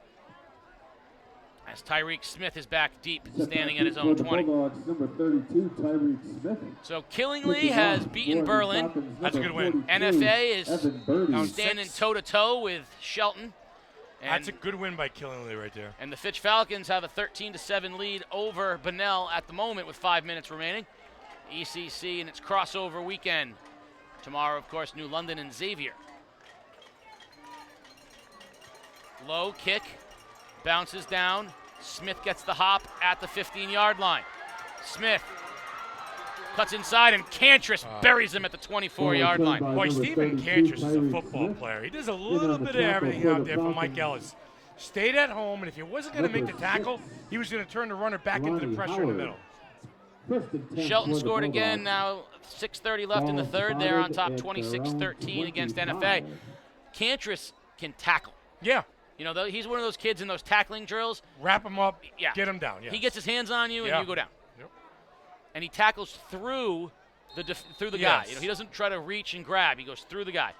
So here we go, first down, Bunnell with 5 minutes remaining in the ball game. They're back to that same formation. They send Tyreek Smith wide left. Eggleston is the running back.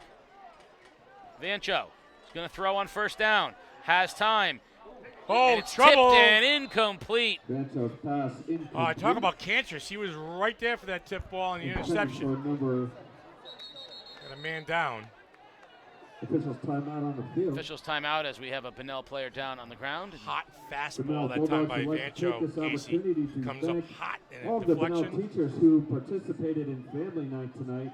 Thank you to our Bulldog teachers for bringing their children out for a nice meal. He's going to bring up 2nd and 10 when we come back in. We've got a momentary break here on the field. So let's talk about your favorite subject. Mr. Covino. Notre Dame football? The baseball playoffs are about to start. You have completely checked out on baseball. I will say this. I think you're absolutely correct about Rafael Devers. You mentioned about the year he's had up there. He's with 32 home runs, 50 doubles. A tremendous year offensively. Only the second player ever his age to have a 30 home run, 50 double season. 22 years old? Yeah. He's had a big year. You realize that they're going to have only the second shortstop in history to have 30 home runs and 50 doubles. They're going to have only the second player in history to have 30 home runs and 50 doubles under the age of 23 years old. Yeah. They're going to have a potential 20-game winner on the staff as Erod goes for his 20th win against the Orioles in the final game of the season. Yeah. They're going to have scored more runs than the Red Sox team of last year. Were they fifth in home runs in the league, something like that? Just the numbers they're putting up. And it's not going to resemble a team that doesn't win 90 games. 2nd and 10 for Bunnell. Vancho will operate from the shotgun. Good snap. Has time, plenty of time. Over the middle, he goes for Smith, and it's intercepted. Intercepted by the Falcons. LaShire Edwards out of bounds at the 10-yard line. Huge turnover. And the Falcons are setting up shop. Is that LaShire Edwards' second interception of the night, playing center field, Casey? Johnny on the spot, making a play. He just sits back there. He reads the quarterback the whole way, steps up, and makes the interception. His second pick of the night. Huge play. Well, check the flag. It's got to be on the run back. The face mask. It'll Against back him up. Fitch? Yeah, it'll be an inadvertent. Back him up to Right. the 15-yard line. They'll have it 1st and 10 from the 15. 1st and 10 from the 15. And with 4.5 minutes remaining, you're kind of in no man's land right now if you're Bunnell. You're down 6, and you're facing a team in scoring position already, and Yeah. you know they're going to run the football. You've got two guys running basically the same route that time for Bunnell, and Edwards was, LaShire Edwards is right there. Just reading that quarterback the whole way. And there was a man, Smith was running free up the middle of the field, but like you said, he didn't see the center fielder. Yeah. We were talking baseball. Well, LaShire Edwards played center field. On 1st down, keeper by Letellier, and he'll get down close to the 10-yard line. It would be very surprising to me if they do anything tricky here. They're going to run the football, and they're going to make Bunnell play defense. Yeah, Bunnell's only got one timeout left, too. No, they burned a timeout early in the third quarter, and then they burned another one late in the third quarter. If Fitch can get a 1st down here, this game will essentially be over. I think Mike Ellis would probably bleed every single second he can out of this clock, too. You would agree? Yeah, I do. What'll be interesting is if they go to get the 4th down, if they'll try to kick the field goal or not. Yeah. A lot of bad things can happen. No, on I guess field goal. 4-down territory. Letellier. Fumble! Snap. I think it bounced right back into Letellier's hands. What a break for the Falcons to retain possession, up 6 points. Oh, don't hurt yourself, fellas down there. Oh, my goodness gracious. No gain on the Defense play. make a 3rd big down play. coming up for Fitch. Like you said, that ball kind of bounced right back up to Letellier. What that does, however, is it brings up a 3rd down and long, 3rd and 6 now. Oh, it hurts you down in distance-wise. Like you said, 3rd and 6. They don't have to snap the football, Casey, till just under 3 minutes left to go in this ball game. So, like I said, talk about bleeding the clock right now. Strategy for Fitch. We're going to be under 3 minutes when this play is done. 3rd and 6. Cantress in motion. Letellier tosses to Cantress. He's going to throw into the end zone for Sharon. Jumps.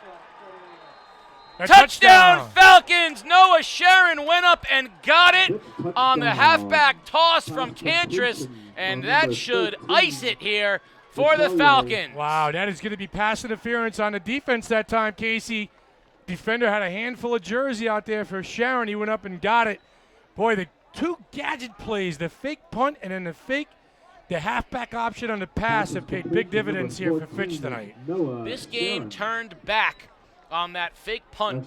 Yeah. That was inches away from being incomplete on the far sideline. That call changed the complexion of the game. Yeah, and then Mojica popped one on the outside, and the second pick by Edwards, and then a little razzle-dazzle by Cantress on the outside. Kick is up, and it is good. And with just under 3 minutes remaining here in the ball game, the Falcons have extended their lead to 20-7 over Bunnell. Fitch Falcons 20, Bunnell Bulldogs 7. Well, you've talked about it all night, too. You know, letting your big receiver make a play on the outside. You know, throwing it up, let him go get it. You know what I'm saying? He just got out there, Sharon, and just it's a mismatch out there. Just throw it up, let him go get it. You know, we talked about playmakers and the Falcons. You know, we said Deichler, Sharon. Deichler, Yeah. Sharon. Well, Mojica ends up making that huge play on the go-ahead touchdown. That play right there, everything Fitch does, and I give Coach Ellis credit. We question certain play calls over the course of the game. Isn't it? It's Everything, a setup. yeah. Everything's it's a chess. a setup. It's a yes, chess setup, match. yes. You wonder why is, they didn't give the ball to Deichler because Bunnell kept committing to. Letellier had room on the outside. Then they give Deichler the ball. Bunnell starts to pinch. Mojica on the edge. Mojica on the edge. Reads the block, goes the distance. And Eric Cantress, all he's done tonight is made plays. That's right. And so this time, they sell out a little bit on Cantress, one-on-one with Sharon. Yeah. Very, very thoughtful and deliberate play calling by the Falcons. And they're up 20-7. And Bunnell will get the football back with only one timeout. And I can picture Mike Ellis in the sideline. Can we go with this? Will this play work? Can we go with that? We're going to go with the fake punt? Line drive. Tyreek Smith takes it at his own 10-yard line. Breaks the tackle, shows some speed, cuts to the outside. Tyreek Smith doing it on his own, getting it all the way up to the 40-yard line. Tyreek Smith, dangerous playmaker, and the Falcons were lucky that time to keep him at the 40-yard line. 40-yard line. With 2:46 left to play. I'd like to talk to probably Cantress if Fitch holds on to win this game, and I guess the quarterback. Well, you got to talk to Letelier. Talk about the first touchdown, the fake punt. Yeah. Cantress as a playmaker. Or Edwards on defense with Edwards, 2 interceptions. You got no shortage of people to talk to. No. Mike Ellis. Yeah, absolutely. I have no doubt you'll ask engaging and thought-provoking questions that could actually change the fabric of time. I'll just let Mike go with this thing. Just let him talk. First down, Bulldogs. 2:45 remaining in the game. Thanks, Case. Absolutely. Yeah, a lot of confidence in you. A lot of support. Going to throw on first down. Vancho, pressured. Now rolls. Gotta let it go. Nowhere to go. Looking for some blockers. He gets them. Rolls the other way. Going to keep it himself and finally throws it, and it's complete. At the 40-yard line, but he was past the line. Probably he was 4 yards past the line of scrimmage. The most athletic play of the night by Vancho. Dylan Vancho rolled right, rolled left, threw a strike, and it's going to be, unfortunately, over the line of scrimmage. I think he was past the line of scrimmage. I think some of the offensive linemen were over the line of scrimmage. I think they were all just headed downfield to block. They thought Vancho was going to run. You could see the flag from up here. You saw him. He crossed the 40 and threw the football. Yeah, I actually thought illegal forward pass. I actually thought he was going to run and for a first down. Yeah. He had so many yards in front of him. I was surprised when he threw the football. Illegal forward pass. I will actually tell you that I disagree with that as a penalty. I think you should be able to throw it anytime you want. Anytime you want. Why not? It's a rule. Well, you're a stickler for the rules. Okay, You're gonna make your own rule? Yeah, I think the rule should change. I think there should be throw the football. Talk to the National Federation. Throw the football anytime you want. 20 yards past the line of scrimmage, throw the football forward. That's a free-for-all. It's a society without rules. You're saying it's anarchy and chaos? Anarchy and chaos in football? Pete, what do you think? Just go watch the CFL. Oh, yeah, with the wide receivers running 60-yard running head start? Absolutely. We got a league for that. Listen, we gotta. The XFL's gonna do it. Yeah. Arena football, we can reach deep here. Second down for Bunnell. 2.5 minutes remaining in the ball game. Vancho is going to have to throw the football to get them back in this thing. Deep over the middle, looking for Smith, and it's intercepted again, this time by Trey Bryant. Bryant back over midfield, and he's finally brought down as he crosses midfield, and that is going to do it. With 2:15 remaining, the Falcons are going to be able to run the clock out. Intercepted Trey Bryant, who's also had a very big game, and again, playing center field. Yeah, Bryant and Edwards both back there, Casey. Nice job playing center field. Just very, very good defense here for Fitch. And once a team becomes one-dimensional, too, like that situation, you can sit back and just pick it apart. And they pick up the flag, and that'll be a first down for the Falcons with 2:15 remaining in the ball game. As always, the sports doctor will be interviewing folks on the field. Those will be available later tonight on Twitter and on Facebook. And, of course, coming up next week, Wired Zone, as always, produced by Peter Wappy on theday.com. Remember to join us for our next broadcast, which will be soccer. A doubleheader on Wednesday, October 2nd. The boys at 1:30, the girls at 3:45. Waterford East Line. Out. That ball is out. Bunnell's got a little bit of life down there. That's the second missed snap we've seen in the last few plays here by Fitch and Letelier. Number 3, Nick DeMance. And all that really succeeds in doing, by the way, is just keeping us here a little longer.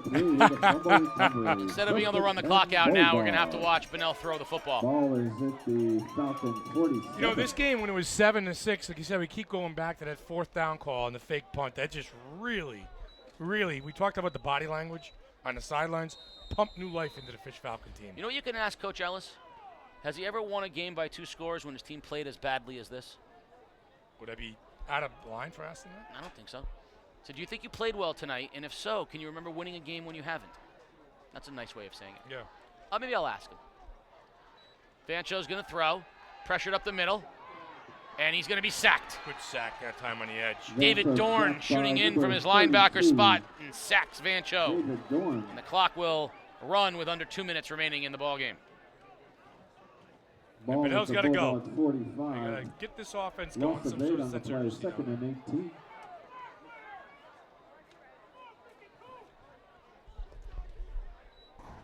.140 and clicking. And Bunnell not in any hurry right now. Down 2 scores.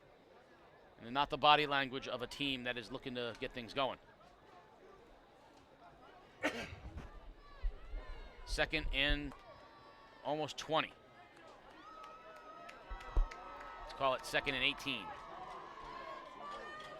Clock still ticking. Vancho. Drops back. Has time. Now he's pressured. He's going to keep it himself.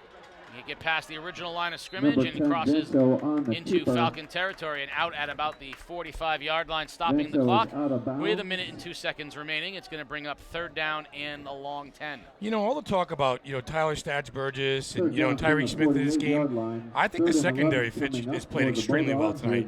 Obviously, the 3 interceptions, but they have the athletes to stay with these guys on the edge.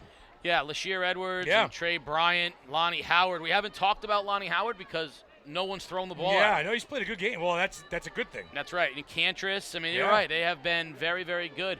And you wonder how often Bunnell sees, that many athletes in the secondary. That's a lot of guys out there the Falcons have the fortune of sending. 3rd and 11. Vancho's going to throw. Fitch only rushes 3. And there's a pressure and a sack. Dorn in again on the sack for the Falcons. And it's going to be a 4th down. And he also sacked his own guy, Landon Huffstickler, who's now down on the field. It'll be a timeout. So with 46 seconds remaining in the ball game and the Falcons up 20-7, be a timeout on the field. We'll bring Peter Wappy in. I don't think it's too much to say that the highlight of the game tonight has been the band. Would you agree with that? Oh, absolutely. Are we going to have to seriously consider taking a trip back to Stratford? It's possible. Now, maybe we'll have the longevity of a little back and forth online with a couple bands on social. I'd like that. Tomorrow is the NFA Marching Band Classic competition. Tim Cook and Rick Coster will be there to cover that, so we will see. I know the NFA, Ledger, East Lyme, and Fitch bands, I believe, will be there, so we'll get another little taste of what it's like in the competition setting. Ledger's been reaching out a little bit. They've been trying to get a little buzz going, and they've been going with a cuteness factor, as they have the littlest band member. But everything about that tonight, marching down pregame, the halftime show, that was pretty cool. It reminded me of a college atmosphere. It really did. It didn't feel like a high school atmosphere. 4th and a country mile for Bunnell here on what could end up being one of the last plays of the game. Dorn rushes, intercepted by Deichler, and he's going to pick 6 for the Falcons and close the door on a victory for Fitch. By number 22, James Deichler, touchdown. Didn't see that coming. Neither did Bunnell. James Deichler stepped in front of the pass and off to the races. 26-7, Falcons with 14 seconds left in the game, and that will do it for Bunnell. And the 26-7 score, not really representative of the way the game has gone for 3.5 quarters. 20 unanswered points by Fitch. Yeah. It was not that long ago where they trailed 7-6 with 7 minutes remaining in the game, and we said, is that enough time for them to do something? They've scored 20 points. Point attempt coming up for the Falcons.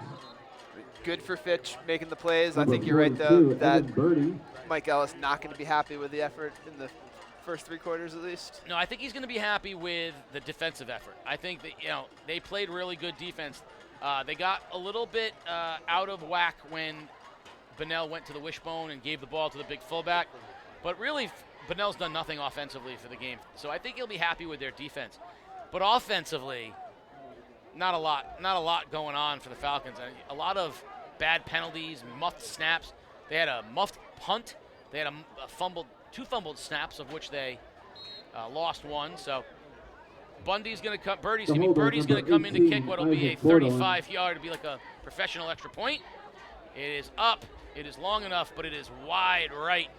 And with 15 seconds remaining in the game, 26-7, the Falcons on top. We are a kickoff and a play away from wrapping this one up here at Bunnell High School.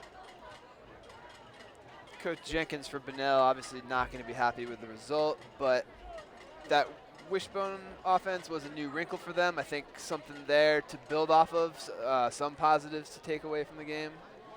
I think so. I think you saw glimpses of some really exciting running from Javon Eggleston and from Tyreek Smith.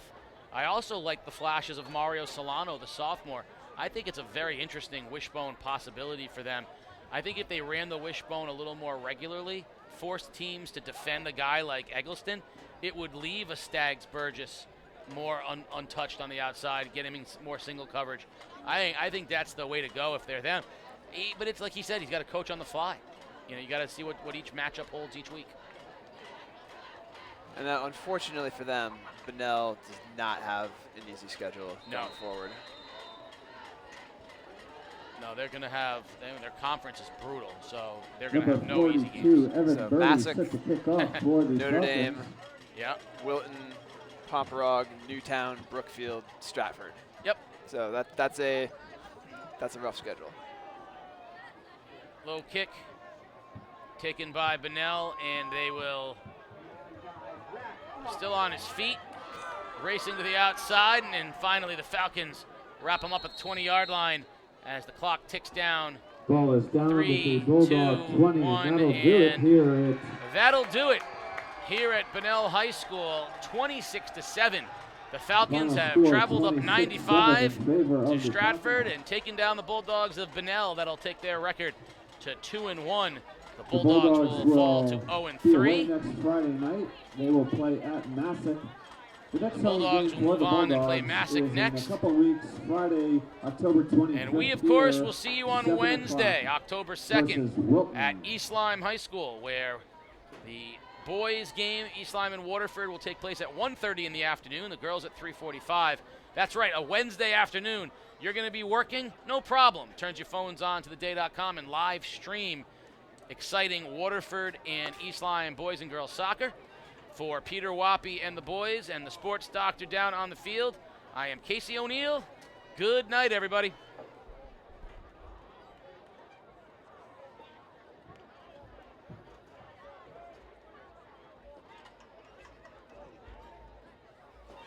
All right, Connor, you can break down.